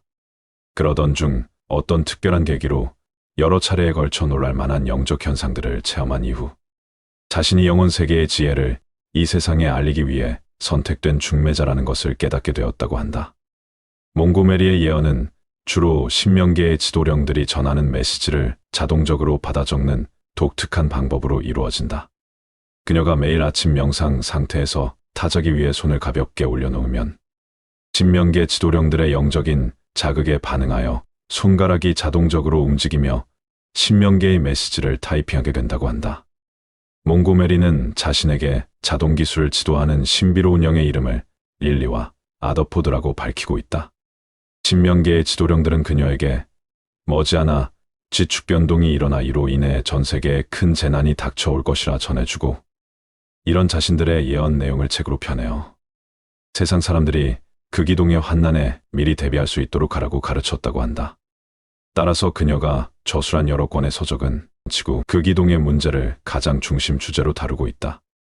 또한 21세기의 새 문명의 도래, 아틀란티스 대륙과 레무리아 대륙의 침몰에 대한 초고대 문명의 수수께끼, 그리고 4, 5의 세계, 현세와 내세, 영혼과 인간의 관계 등의 내용도 함께 언급해놓고 있다. 1960년대부터 1980년대 중반까지 15권이 넘는 저서를 펴낸 그녀는 심령 분야 및 지축 이동에 관련된 예언으로 미국을 대표하는 저명한 작가 중 한 명이 되었다. 몽고메리는 1950년 미국 워싱턴에 주재하는 각국의 신문과 방송과 통신, 특파원들의 친선 단체인 내셔널 프레스 클럽 회장으로 선출됐다. 1952년 미국의 점성술사인 진 딕슨의 예언을 칼럼으로 연재하기도 했다. 진 딕슨은 1963년 암살당한 미국 케네디 대통령의 죽음을 예언한 인물로 유명하다. 1960년대 후반 언론인을 그만두고 정신세계 분야에서 유명한 영능력자인 몽고메리는 현직 기자였던 1962년부터 사망하기 전인 1999년까지 17권의 저서를 펴냈다. 미국의 백악관과 국회의 사당을 비롯하여 독일, 아르헨티나, 이집트, 구소련, 폴란드, 쿠바 등 전 세계 취재 현장을 누빈 저명한 저널리스트였던 루스 몽고메리는 초자연적이고 심령적인 정신세계 분야에서 명성을 얻게 되면서 영능력자로서 삶을 살다 2001년 미국의 플로리다 나폴리 자택에서 사망했다. 그렇다면 그녀가 예언했던 지구 지축이동설과 관련하여 좀 더 소개하도록 하겠다. 몽고메리의 지도령은 극이동의 철학적 의미를 이렇게 명쾌하게 전해주고 있다. 지구는 진화의 단계에 있다. 극이동은 지구 성숙의 연장선상에서 일어나는 것이다. 지구의 극이동은 자연 섭리로서 지구 자체의 정화를 위한 필연적 과정이기 때문이다. 지축 변동은 피할 수 없으며 그 변동은 인간이 만들어낸 공해와 탐욕스러운 영혼을 지구에서 깨끗이 쓸어내기 위해서는 꼭 필요한 과정이다. 지구의 극이동과 더불어 지상에 우리를 에워싸고 있는 야수성과 탐욕이 말끔히 청소될 것이며 인간 본성의 고결함이 드러나 새로운 차원의 문명이 번영하게 된다. 그때에는 음성이나 화상으로 의사를 전달하기보다는 영적인 방법으로 상호교류할 것이다. 즉, 그때는 텔레파시로 소통하는 시대가 도래한다. 몽고메리의 지도령은 또한 극이동 직전의 시간대를 인간이 어떻게 활용하느냐에 따라 미래의 삶의 방향이 정해진다고 강조하고 있다. 이는 많은 예언가들이 주장하는 시간의 흐름이 언제든지 달라질 수 있음을 의미한다. 좋은 방향으로 흘러간다면 불행한 사건이나 사고를 예언했지만 얼마든지 비껴갈 수 있다는 말인 것이다. 하여 행여 예언이 맞지 않는다 하여 사기꾼이나 예언 능력이 없다고 말하지 말라는 무언의 압력과도 같은 말이기도 하다. 어쨌거나 몽고메리 또한 인간이 어떻게 살아가는가에 따라 미래의 방향이 좌우된다고 하니 무조건 정해진 미래는 아니라는 말이다. 이어서 지축변화에 따른 대격변에 대하여 계속 이어가겠다. 불언간 들이닥칠 대변국은 지상 인간계만의 개벽이 아니라 천상 신명계와 우주 자연계까지, 즉 천지인 3개의 우주 질서가 근본적으로 재편되는 총체적 대개벽이다. 지구 극이동을 대비하기 위해 유사일의 전례가 없을 정도로 신명계의 고급 영들이 천상에서 인간계로 내려오고 있다고 몽고메리는 전해주고 있다. 이들은 신으로부터 직접 부여받은 큰 깨달음과 성견 지명을 가지고 있기 때문에 우리들에게 장래에 닥쳐올 위험에 대해 경고하고 육신의 생존뿐만 아니라 영적 측면의 궁극적인 개혁을 위해 무엇을 준비해야 하는가를 가르쳐 준다. 이로 미루어 보건대 천상의 영계에서는 이미 오래전부터 지구 극이동의 환난을 대비하기 위해 분주히 서둘러 왔음을 알 수 있다. 몽고메리는 극이동으로 인한 심한 기상이변은 점점 더 심해질 것이며 폭설, 폭풍, 홍수 등이 자주 발생하고 기온도 더욱 불규칙하게 변한다. 실제적인 지축 이동 전에 비록 짧은 순간이지만 두 가지의 특별한 경고가 있게 된다. 지중해 연안의 섬, 남아메리카, 캘리포니아의 산재한 오래된 화산에서 폭발이 일어나고 그 다음에는 악성전 연병이 번지게 될 것이다. 그 이후로 지구 대부분의 지역에서 짧게 전율하는 진동이 발생하고 북미, 아시아, 그리고 남아메리카의 광범위한 지역에서 유사일에 일찍이 없었던 커다란 해일이 일어날 것이다. 극이동 직전의 며칠 동안은 지구 전체가 마치 요람에 누워있는 아기를 달래듯이 진동하는 것처럼 느껴질 것이다. 지구가 흔들리는 것은 지축변동의 시점이 가까워지고 있다는 증거이다. 흔들림이 있고 대략 6시간 내에 지축 변동이 일어난다. 그동안에 엄청난 기후 변화가 일어날 것이다. 오늘날 위도 50도에 위치하고 있는 북반구의 땅 덩어리들은 북위 25도 또는 20도의 지점으로 옮겨갈 것이다. 자연히 북반구의 한쪽은 적도를 향해 옮겨가겠지만 그 변동의 정확한 크기는 아직 알 수 없다. 만약 이 예언처럼 지축이 약 25도 정도 이동하면 그것이 지상에 미치는 충격의 파도는 가히 상상을 초월할 것이다. 전 지구가 요동치고 하늘과 땅이 제멋대로 춤추는 것처럼 보일 것이다. 몽고메리는 마치 영화의 한 장면을 보는 것처럼 극이동의 순간을 실감나게 묘사하고 있다. 낮은 지역에서는 지구가 공전궤도상에서 새로운 위치로 이동하는 순간 머리 위에 있던 태양이 순간적으로 거꾸로 이동하는 것처럼 보일 것이다. 안전한 지역에서 피난하고 있는 일부 사람들은 지구 표면의 진동과 떨림을 직접 보게 될 것이며 또 어떤 지역에서는 바닷물이 부글부글 끓어오르고 대양의 물이 치솟아올라 육지 위로 쏟아부어지는 것을 보게 될 것이다. 또한 지구 내부에서의 폭발은 바다 표면에 새로운 육지를 솟아오르게 할 것이다. 한쪽은 바닷물이 육지를 꿀꺽하고 먹어 삼키고 한쪽에서는 바닷물이 육지를 토해낸다고 생각하면 된다. 집층 건물보다도 높은 파도가 해안가를 향해 밀어닥치는 장면을 상상해보라. 그 무시무시한 해일을 피하는 것은 불가능하겠지만 그러한 공포의 순간에도 두려움을 떨쳐버리고 오직 멋진 신세계 속으로 진입한다는 긍정적인 생각을 가져라. 공포를 정복해야만 그 위험천만의 순간에 살아남을 수 있다. 바다에서 멀리 떨어진 내륙 지역에서는 사나운 바람이 대지를 가로질러 윙윙거릴 것이다. 혜성이 지구와 충돌한 것처럼 지구는 본래의 공전궤도를 이탈하여 요동칠 것이다. 지구 극이동이 일어날 때 밤인 지역에서는 하늘의 별들이 마구 흔들려 땅에 떨어지는 듯하고 다음 날 새벽이 밝아올 때는 지평선에서 떠오르는 태양이 전혀 엉뚱한 방향에서 솟아오르는 것을 목격하게 될 것이다. 극이동으로 인해 일어나는 끔찍한 재난이 생생하게 묘사되어 있는 문헌은 이 외에도 대단히 많이 있다. 노스트라다무스, 케이시, 스칼리온 등이 전한 여러 예언들과 성경, 불경 등의 종교 경전, 그리고 아메리카 인디언의 일족인 호피족의 신화, 이 밖에도 세계 도처에서 전승되어 내려오는 신화 등에서도 다가오는 천지개벽에 대한 생생한 메시지들을 확인할 수 있다. 일례로 신약성서 요한계시록을 살펴보자. 해가 총담같이 검어지며 온 달이 피같이 되며 하늘의 별들이 무화과 나무가 대풍에 흔들려 선 과실이 떨어지는 것 같이 땅에 떨어지며 하늘은 종이줄이 말리는 것처럼 떠나가고 각 산과 각 섬이 제자리에서 옮기움에 6장 12절에서 14절. 약 2000여 년 전에 요한이 계시받은 이 내용과 몽고메리 여사가 우리에게 전해주고 있는 메시지는 그 내용이 매우 유사함을 느낄 수 있다. 그 기동이 일어나면 순간적으로 극심한 기상이변이 발생한다.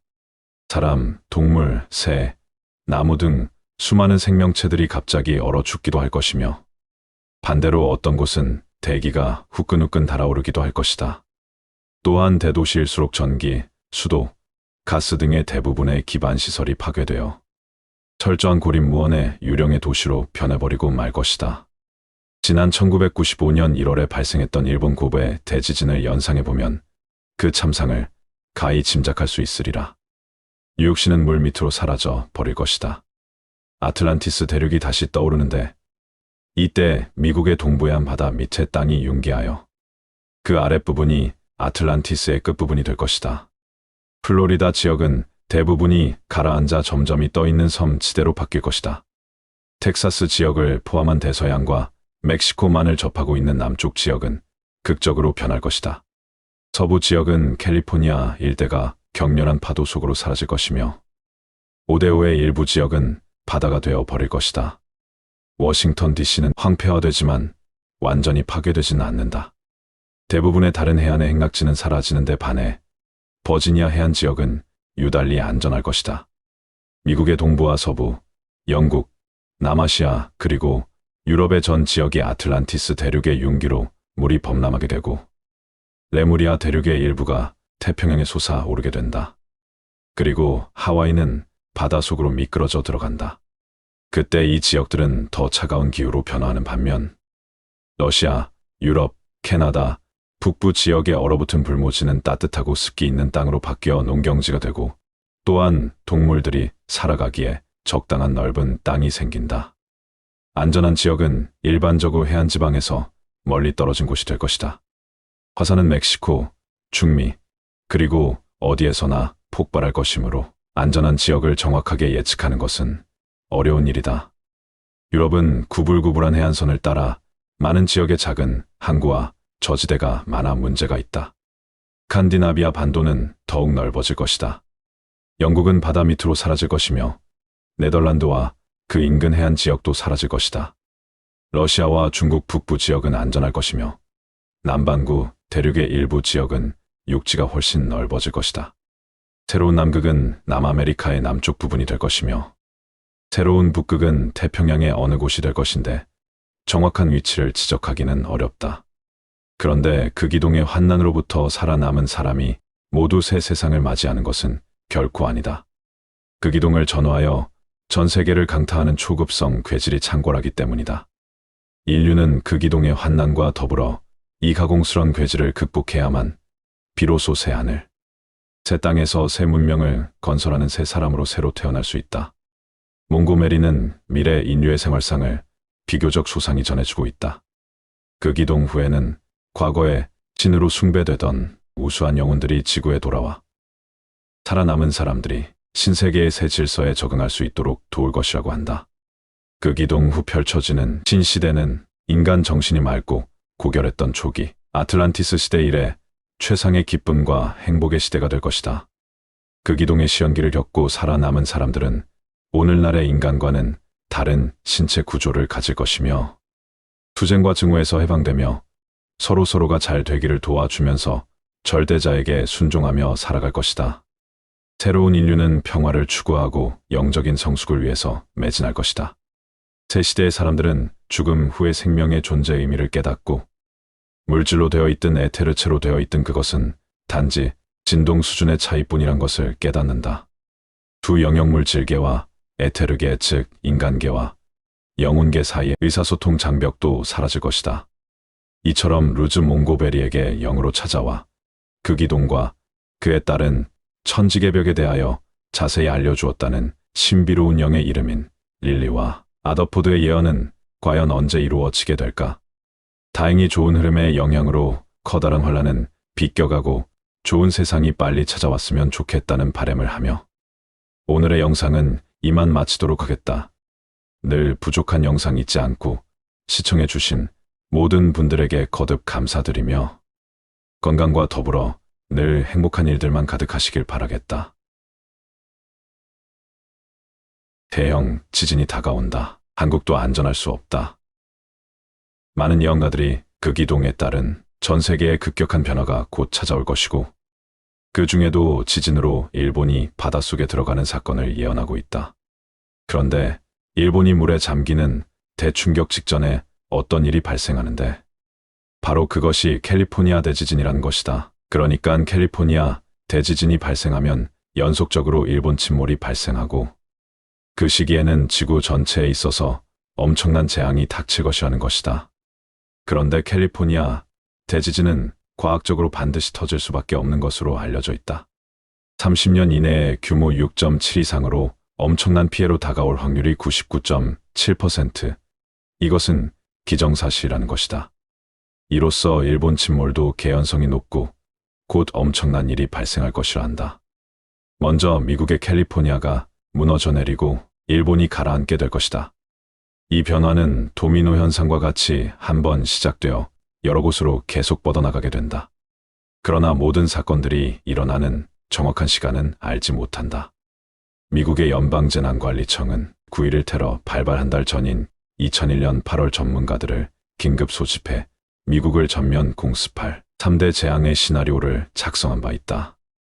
뉴욕시 테러 공격, 뉴올리언스 초대형 허리케인 강타, 캘리포니아 산안드레아 단층의 대규모 지진을 꼽았다. 첫 번째와 두 번째는 족집게도사처럼 관역을 명중하였다. 이제 그 중 하나가 남았다. 세 번째 재앙으로 지목된 캘리포니아 지진은 언제 괴물처럼 미국인들의 혼을 빼놓을 것인지 그 누구도 알 수가 없다. 과학자들은 멀지 않은 시간에 LA에서 규모 7.0에서 7.5의 지진이 찾아올 것이라는데 의심의 여지가 없다고 밝히고 있다. LA 땅 밑에 펼쳐진 푸엔테 힐스 단층을 연구해온 미국의 지진학자들은 푸엔테 힐스 단층이 요동칠 경우 피해상을 구체적으로 적시하고 나섰다. 사망 1만 8천 명, 재산 피해 2,500억 달러, 이재민 수만 명 발생. 캘리포니아 지역은 특히 지난 100년 동안 15년마다 한 번씩 큰 지진을 겪었다. 미 항공우주국사나 제투추진연구소가 위성 관측한 바에 따르면 LA를 관통하고 있는 단층이 5년에 2.54cm씩 동쪽의 생게이브리얼 산맥 쪽으로 이동하고 있는 것으로 나타나 대규모 지진 가능성이 높은 것으로 지적됐다. 최근 천재지변 등 각종 위험에 대한 컨설팅 그룹인 EQE 인터내셔널은 리히터 규모 7.4의 강진이 LA 인근 지역인 캘리포니아 남부 오렌지 카운티에서 낮 시간대에 발생할 경우 최고 1,000명 사망에 2만 5천 명이 부상하고 재산 피해는 350억 달러에 1만 채의 가옥과 건물이 붕괴할 것이라는 보고서를 냈다. 미국 지질학회의 미국 전역의 지진위험 지역 분석에 따르면 LA가 최고의 지진위험 도시로 꼽혔으며 다음은 샌프란시스코, 시애틀, 솔트레이크시티, 세인트루이스, 멤피스, 포틀랜드의 순이었다. 2004년 캘리포니아 주정부가 실시한 조사에 따르면 현재 캘리포니아 주민 가운데 62%가 지진 발생률이 높은 지역에 거주하는 것으로 나타났다. 벤츄라군 인구 100%, 로스앤젤레스군과 리버사이드군은 각각 99%, 92%가 지진 극히 우려되는 고위험 지역이다. 1906년 미국 캘리포니아주의 연안지방에서 리히터 규모 8.3의 강진이 찾아왔다. 특히 이 대지진은 그 유명한 산안드레아스 단층을 따라 96만 제곱킬로미터에 이르는 지역을 뒤흔들면서 샌프란시스코시를 쑥대밭으로 만들었다. 1906년 4월 18일 새벽 5시 12분 미국 샌프란시스코에 하늘에 재앙이 내려졌다. 430km에 달하는 산안드레아 단층이 초당 3km 속도로 갈라져 열렸다. 지진은 겨우 40초 동안에 불과했다. 그러나 피해는 상상을 초월했다. 처음에는 굵고 낮은 우르르 하는 지진은 많이 들렸었는데 지환의 파동이 건물을 흔들고 건물이 붕괴되기 시작하면서 신음소리와 굉음으로 변하였다. 분쇄된 회반죽과 벽돌에서 생긴 먼지, 구름이 공중을 가득 채웠다. 시내 전차의 철로는 엿가락처럼 휘었으며 신축한 시청사의 외장재로 사용되었던 돌은 벗겨지고 부셔져 유령같이 철골 골조만이 남아 있었다. 지진이 발생하였을 때는 대부분 사람들이 여전히 수면을 취하고 있었다. 샌프란시스코의 공동묘지에서는 묘석들이 넘어졌으며 심지어 죽은 사람이라도 깨워 일으킬 수 있을 정도였다. 지진 파동은 심지어 태평양에 가까운 해안선에 있던 배들도 흔들었다. 가장 심한 피해를 입은 곳은 샌프란시스코였다. 시의 중심부가 거의 괴멸된 대참사였다. 도시의 98%가 지진으로 인하여 발생한 화재로 잿더미로 변해버렸던 것이다. 건물이 피해를 보았으나 이것은 전초전에 지나지 않았다. 샌프란시스코의 거리 도처에서 가스와 수도 모관이 파열되었다. 화재는 자꾸만 번져 나가 자기 집도, 이웃의 집도, 근처의 모든 집도 온 도시가 불바다가 되었다. 화재는 74시간 이상 지속되었으며 도시의 28,000채의 건물이 파괴되었다. 3일째의 마지막 날에는 가벼운 비가 타버린 제 위에 내렸다. 3,000명이 목숨을 잃었으며 또한 40만 명 중 22만 5천 명의 이재민을 발생시켰다. 비극적 사건은 샌프란시스코 대지진 이야기보다 샌프란시스코 대화재라고 불러도 무방하다. 지진 후 14개월 동안 무려 153회의 여진이 있었다. 이로부터 약 90여 년이 경과한 지난 1994년 LA 북부 노스리지에 리히터 규모 6.7의 강진이 발생. 400억 달러에 달하는 미국의 자연재해에 사상 가장 큰 피해를 입었다. 유독 2000년 들어 캘리포니아주 도처에서 지진이 발발하고 있어 추후 조짐이 심상치 않게 생겼다. 2005년 6월 17일 오후 미국의 캘리포니아 북부 해안 지역에서 강진이 일어났다. 지진 발생 지역은 캘리포니아주 유리카 서쪽 200km 지점이다. 이번 지진은 2005년 6월 14일 캘리포니아 북부 해저 지역에서 일어난 규모 7.2 지진의 여진으로 간주되고 있다. 물론 캘리포니아주는 이런 초대형 지진의 무방비 상태에 있었던 것은 분명 아니었다. 캘리포니아는 지난 1994년 노스리지 지진 이후 2100여 개의 고속도로, 고가도로에 대해 내진 보강 공사를 했고 로스앤젤레스시는 지진 시 붕괴 위험이 있는 8,700개 동의 석조 건물을 철거하거나 내진 보강 공사를 완료했다. 하지만 아직도 900개 이상의 병원 건물이 재건축이나 대대적인 보수가 필요한 상태이며 7,000개의 학교 건물도 대형 지진에 취약한 것으로 나타났다. 일부 수도관은 산 안드레아 단층선에서도 예상 지진 경로에 위치해 있으며 철도도 취약한 것으로 분석되고 있어 지진 발발 시 에너지 수송과 물 공급에도 큰 차질이 생길 것임은 불보듯하다. 이렇게 지구촌이 지진 공포증에 시달리고 있다. 전 세계적으로 지진은 매일 8,000건이 발발하고 있으며 매년 수백만 번의 지진이 세계 도처에서 발생하지만 대부분은 1에서 2의 미진이어서 감지의 대상이 되지 못한다. 사람은 규모 3.0 이상이 돼야 지진을 명확히 느낄 수 있다고 한다. 이런 지진은 매년 5만 번씩 일어난다. 매일 30번씩 발생하는 셈이다. 큰 피해를 가져오는 규모 6.0 이상의 지진도 매년 100건이 넘게 발생한다. 전 세계의 지진의 81%가 태평양을 둘러싼 지역에서 발생하면서 지진이라 하면 대부분 캘리포니아와 일본을 떠올릴 정도로 이들 지역에 수시로 지진이 발생하고 있는데 그 이유는 무엇일까? 이 지역은 태평양판을 중심으로 여러 판들과 접해 있는 데다 상대적으로 형성된 지 얼마 되지 않은 불안정한 곳이기 때문이다. 지진은 판 구조에 의해 일어난다는 것이 일반적 정설. 지각과 멘틀의 일부가 결합해 지구 위를 덮은 여러 개의 판을 이루고 있다. 대부분 지진은 판 경계 위치 지역에서 빈번하게 발생한다. 여기에서 지진 발발의 바로 미터라 할 수 있는 것으로 활성단층이 본격 거론된다. 지질학계에서는 미국의 캘리포니아만에 있는 산안드레아스 단층처럼 현재 움직이고 있는 단층을 활성단층이라 구분한다. 활성단층이란 현재 계속적으로 변이가 일어나고 있거나 근래에 변이가 일어난 단층을 말한다.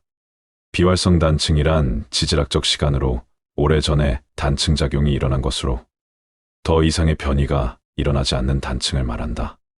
산안드레아스 단층을 중심으로 곳곳에 수십 개의 작은 단층이 가지를 치고 있어 복잡한 지형을 이루고 있다. 지진학자들은 샌프란시스코 북쪽에서부터 캘리포니아만 어기까지 이어져 있는 거대한 산안드레아스 단층을 경계로 맨틀 위에 떠있는 지각인 태평양파는 북서쪽으로, 북미파는 남동쪽으로 이동하면서 서로 힘껏 마찰력을 유발시키고 있다는 것으로 지진의 원인을 설명한다. 카트리나가 미국 뉴올리언스를 황폐화시켰듯 캘리포니아주는 대지진의 공습에 초토화될 것인가? 근래 캘리포니아에 지진이 찾아오는 기간이 잦아지고 있고, 또한 지난 1906년 샌프란시스코의 대지진을 일찍이 경험했던 터라 가설 수준으로 받아들이지 않는 것이 지배적 분위기이다. USA 투데이는 2005년 9월 12일자에서 두 붕괴가 결정적 화근이 된 뉴올리언스의 대재앙이 미국 서부 캘리포니아주에서도 얼마든지 재현될 가능성이 있다고 지적하고 있다. 캘리포니아를 비롯 미국 내 상당수 둑들이 오래전 토사로 축조한 것이어서 지진이나 홍수 등 외부 충격이 가해질 경우 최악의 상황을 감내하지 않을 수 없다는 것이다.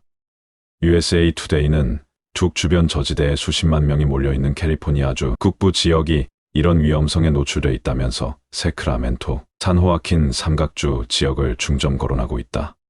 지진 엄습 시에 특히 농촌 지역인 세크라멘토 인근에 둑이 균열될 가능성이 엄청나다는 것이다. 많은 지질학자들은 지진 예측이 사실상 불가능하다고 말한다. 지구를 덮은 여러 판의 성질이 서로 완전히 다르기 때문이다. 1970년대에 지진이 일정한 간격을 두고 발생한다는 지진 간격 가설이 나오기도 했지만 사실상 실패로 귀결되었다. 94년 1월 미국 LA 지진진도 학계에 보고된 적도 없던 단층에 의해 발생했다. 이듬해인 95년 일본 고베 지진도 역시 마찬가지였다. 20세기에 들어 발생한 초대형 지진은 지난 60년 칠레에서 발생한 것으로 규모 9.5를 기록했다. 또 지난 76년 중국 당산에서 발생한 규모 8.2의 지진으로 24만 명이 희생돼 최악의 인명피해를 입혔다. 우리 한국은 1978년 강원도 홍성에서 발생한 규모 5.0의 지진이 가장 강한 지진이었다. 진도 3.0 정도의 작은 지진이 자주 발생하는 지역인 경우 5년 안에 상당한 지진이 발생할 가능성이 높다. 여전히 혼돈스럽고 예측하기 힘든 지진이기에 가능한 사전 조치에 매진할 수밖에 없는 것 아니겠는가. 이렇게 한국 역시 지진의 안전지대였지만 최근 들어 자주 발생하는 지진으로 안전지대가 아님을 알 수 있게 되었다. 쉽게 말해 일본이 그동안 방패막 역할을 해주었지만 조금씩 그 방패들이 수많은 지진으로 인해 부식하고 깨지고 떨어져 나간 사이로 지진은 무섭게 틈새를 타고 한국으로 오는 탓도 있겠지만 무엇보다 지축의 극이동으로 우리나라도 지진의 안전지대에서 벗어날 수밖에 없게 된 것도 한 요인으로 밝혀졌다. 앞으로는 우리나라도 지진에 대비를 해야 할 것이라는 각계 전문가들의 충고를 새기고 철저하게 만반의 준비를 함으로 행해 있을 지진으로 인한 피해가 최대한 작도록 해야 할 것 같다는 생각을 하며 이만 영상을 마치도록 하겠다. 스타니스와프 렘, 그는 천재 작가인가 시간여행자인가?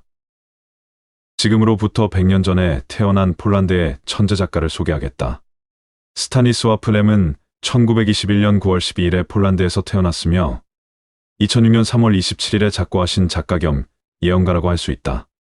렘의 작품은 52개 언어로 번역되어 4,100만 권 이상의 판매를 올렸으며 5개의 대학의 명예박사학위를 받은 세계적으로 유명한 작가이다. 좀 더 새로운 영상을 원한다는 댓글에 나름 노력하는 모습을 보이고자 준비했다. 다소 긴 영상이지만 재미있게 시청 바라며 시작하겠다. 태블릿과 이북, 스마트폰, 구글, 매트릭스까지도 이미 20세기 중반의 스타니스와프 렘은 생각해냈다. 마치 현재 우리가 살고 있는 미래를 망원경으로 들여다보거나 잠깐 다녀가기라도 했는지 너무나도 정확하게 묘사를 하여 세상을 놀라게 만든 장본인이기도 하다. 그 시대와 지금 사용 중인 단어의 차이만 있을 뿐이지 렘이 책에 서술해 놓은 미래의 첨단 장치들은 거의 완벽에 가까울 만큼 책의 내용과 흡사하다. 옵톤, 렉톤, 트리온산드, 판토마톤, 여러분은 이런 단어를 모를지도 모른다. 하지만 이 단어들이 나타내는 물건들은 모두들 분명히 매일매일 쓰고 있다. 스타니스와프 램은 이러한 물건들이 우리 일상의 일부가 되기 한참 전에 이미 이들을 생각해냈다. 램의 작품은 유명한 애니메이션 드라마 창작자들에게 영감이 되기도 했으며 세계에서 가장 인기가 있는 비디오 게임에도 영감을 주었다. 램의 범상치 않은 예언들, 그리고 미래에 대해 그가 두려워했던 것들, 예를 들어 바이오테크놀로지나 트랜스 휴먼과 같은 주제는 오늘날에도 유효하며 학문과 과학기술의 발달과 관련한 열띤 논쟁의 주제가 되고 있다. 스타니스와프 램은 아마도 종이책의 사멸과 전자책 시대의 도래, 그리고 이북을 읽을 수 있는 다양한 기기에 대해서 예상한 첫 번째 SF 작가의 것이다. 이미 1961년의 소설 우주로부터의 귀환, 그러니까 이북이 처음 시도되기 40년 전에 이런 이야기를 썼다. 램이 상상한 이북은 크리스털 조각으로 그 위에 써 있는 내용은 특수한 장치를 사용하여 재생할 수 있는 것인데 이는 당연하게도 현대의 태블릿을 연상시킨다. 이 장치의 이름은 옵토니어라고 줬는데 오늘날 우리들은 대부분 이 장치를 킨들이라고 부른다. 우주로부터의 귀환 중 7의 내용이다. 오후 내내 서점에서 보냈다. 거기에 책은 없었다. 이미 한 50년 전부터 책은 인쇄되어지지 않고 있다. 프로메테우스 도서관에서 마이크로필름을 통해 책을 보는 것을 정말 좋아했는데 이제는 아무 소용없다.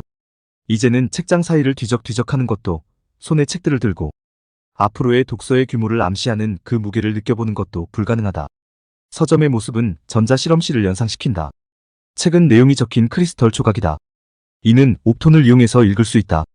그 모습은 책과 비슷하기까지 하지만 앞표지와 뒷표지 사이에 있는 것은 단 한 장뿐이다. 손으로 건드리면 그 다음 장으로 넘어가는 것이다. 같은 소설에서 램은 또한 오디오북의 인기에 대해서도 예상했다. 하지만 램이 붙인 오디오북의 이름은 렉톤이었다. 우주로부터의 귀환 중 7의 내용이다. 하지만 요즘 옵톤은 잘 쓰지 않는다고 나에게 판매원 로봇이 말했다. 사람들은 렉톤을 더 선호한다고. 렉톤은 소리를 내어 읽어주는데 그 목소리와 속도, 모듈은 원하는 대로 맞출 수 있다고 했다. 사실 몇 년 후에는 로봇이 책을 판매하고 있을지도 모를 일이다. 그만큼 세상은 빠르게 기계화되고 있기 때문이다.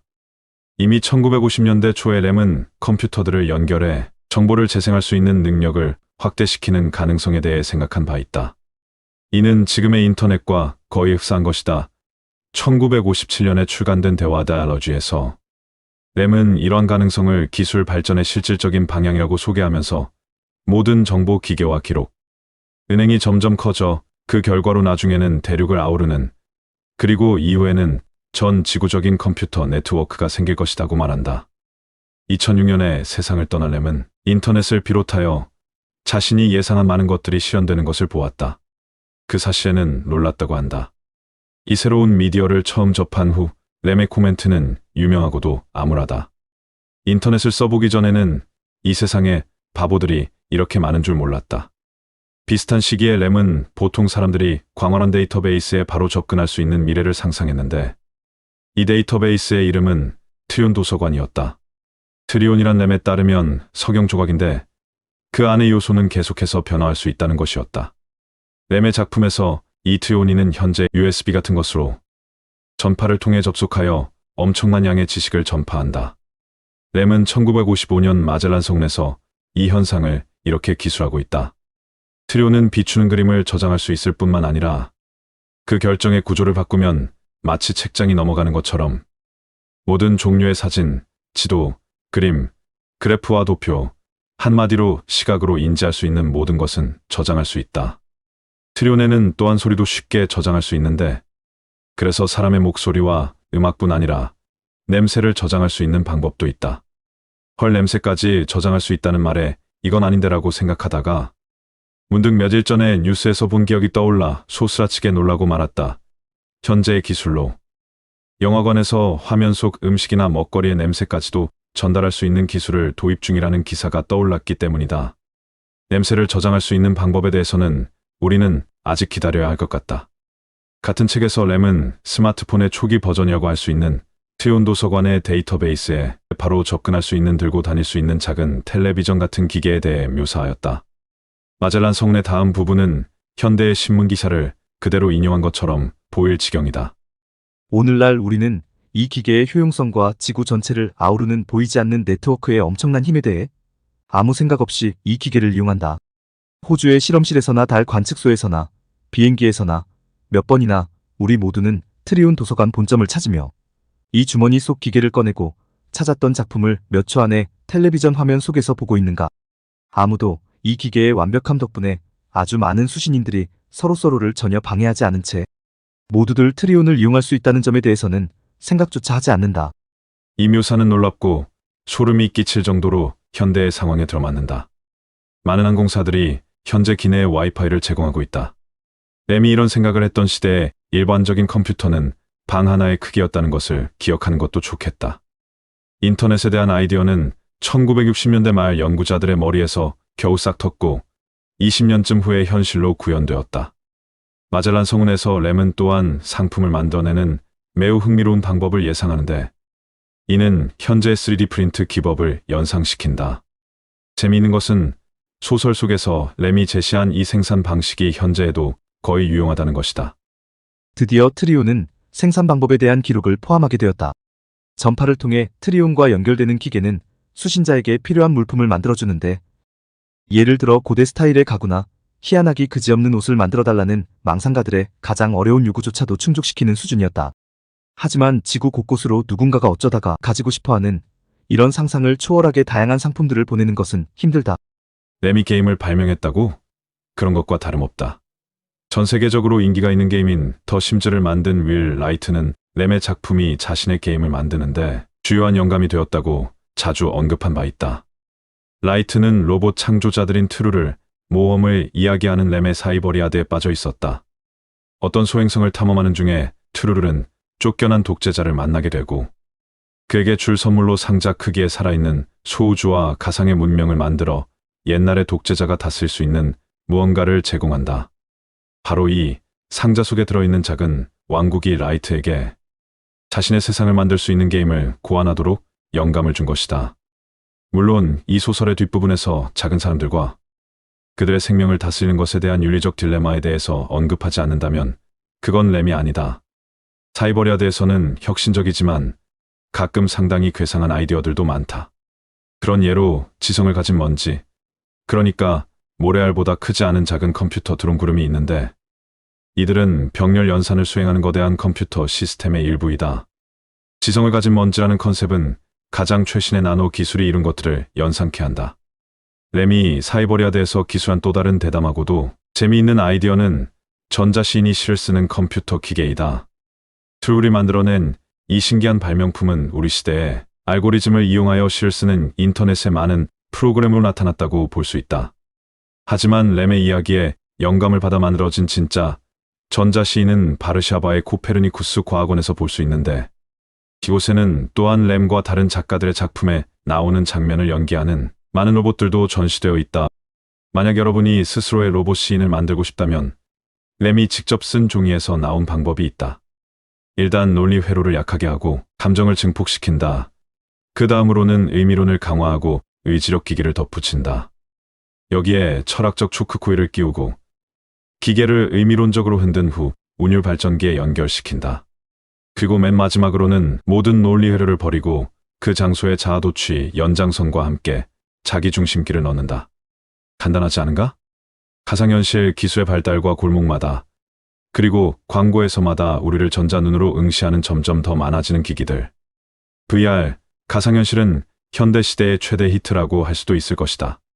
하지만 램은 이미 이에 대해 이름은 1964년 판토마티카라고 붙였다. 그러니 가상현실이라는 말을 만드는 것으로 여겨지는 서방의 미래학자들이 새로운 현실에 대한 아이디어를 내기 한참 전에 이미 매우 설득력 있게 기술한 바 있다.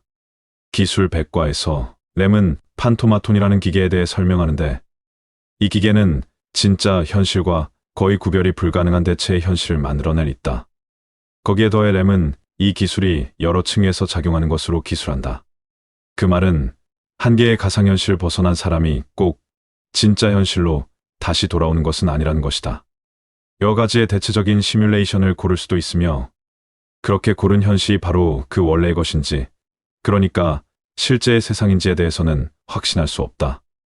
이는 의심할 여지 없이 실제와 가상의 경계가 흩어지는 결과를 가져오고 램은 이를 위협적이라 생각하였다. 판토마티카 현상에 대한 램의 분석은 영화 매트릭스나 최근의 드라마 웨스트 월드에서 우리에게 알려진 이상적인 시뮬레이션의 컨셉과 무서울 정도로 닮아 있다. 흥미로운 것은 램이 예로 든 이야기 중 하나가 로키 산맥으로의 가상 여행인데 사용자가 전선 끝을 잘못 뽑는 사소한 실수로 인해 지진과 집들이 무너지는 결과를 낳은 것이다. 거대 시뮬레이션의 이러한 디스토피아적 비전은 1971년 램이 쓴 소설인 미래학 학회에서 나온다. 이 소설은 램의 뇌조종학, 그러니까 화학적 물질을 통해 뇌에 직접적으로 영향을 줄 수 있다는 컨셉과 맞닿아 있다. 미래학 학회는 2013년 영화 감독인 아리 폴만이 영화로 만들었다. 기술의 급속한 발전에 대한 철학적 측면에 대한 램의 관심은 현대의 정보, 순환의 속성에 대한 흥미로운 생각을 불러일으켰다. 오늘날의 관점으로 보았을 때 램의 어떤 생각들은 많은 현대의 미디어 현상, 사실보다는 감정에 더 많이 호소하는 탈진실이나 포스트팩트 현상을 예측하고 있다. 1968년 소설인 주인님의 목소리에서 램은 이렇게 쓰고 있다. 말의 자유는 생각의 살인적인 도구가 될 수 있다. 금지된 생각은 몰래 돌아다닐 수 있겠지만 중요한 사실이 거짓의 홍수 속에 사라지고 진실의 목소리가 혼돈의 소음 속에서 묻히게 될 때는 어떻게 해야 하는가? LA 책 서평에서 에즈라 그린턴은 이 부분에 대해 이렇게 말하고 있다. 페이스북과 우리를 거짓 뉴스로 휩싸는 포털 사이트들은 램이 이 문장을 쓸 때는 존재하지 않았다. 하지만 램은 이런 현상들에 대해 전혀 놀라지 않았을 것이다. 트랜스휴머니즘. 램이 탈진실의 세상을 예상한 것처럼 또한 트랜스휴머니즘 역시 예상했을까? 램이 이런 현상을 이런 이름으로 부른 것은 아니었지만 비슷한 컨셉은 1955년에 발표한 이야기인 당신은 존재합니까? 존스 씨에 등장한다. 이 이야기는 라디오, 극으로 만들어졌다가 후에 안제이 바이다가 영화 겹겹의 인간으로 만들었다. 이 책은 완전한 가상의 문제로 몸의 컴퓨터의 각종 부품을 이식하는 여러 번의 수술을 거쳐 결국은 자기 자신의 신체가 전혀 남아있지 않은 인간의 법적 지위에 대한 램의 생각을 담고 있다. 두뇌를 비롯하여 거의 모든 신체 기관이 인공기술로 대체된 것이다. 이 남자는 그 후 수술비를 댔던 회사로부터 소송에 걸리게 되는데 회사는 남자가 자신의 소유물이라 주장한다. 이 소설은 로봇 기술이 발달하게 된 오늘날에 이르러서야 그 의미를 인식하게 된 문제들을 다루고 있다. 램이 이 소설을 썼을 때의 이 이야기는 먼 미래에 일어날 수도 있는 문제의 전위적인 해석의 시도였다.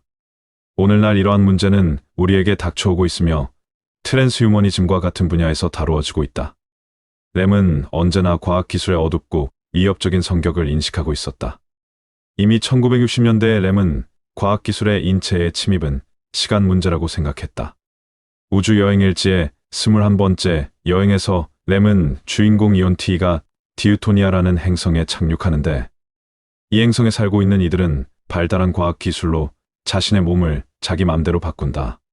처음엔 기술은 예상 가능한 목적, 그러니까 건강, 존엄성, 영혼, 아름다움 등을 이루기 위해 이용되었지만 곧 여성들을 위한 피부 보석을 만들거나 남성들을 위해 양옆과 뒤쪽의 턱수염, 수탈과 같은 볕, 두 겹의 이빨 등을 만들어내는 데 쓰였다.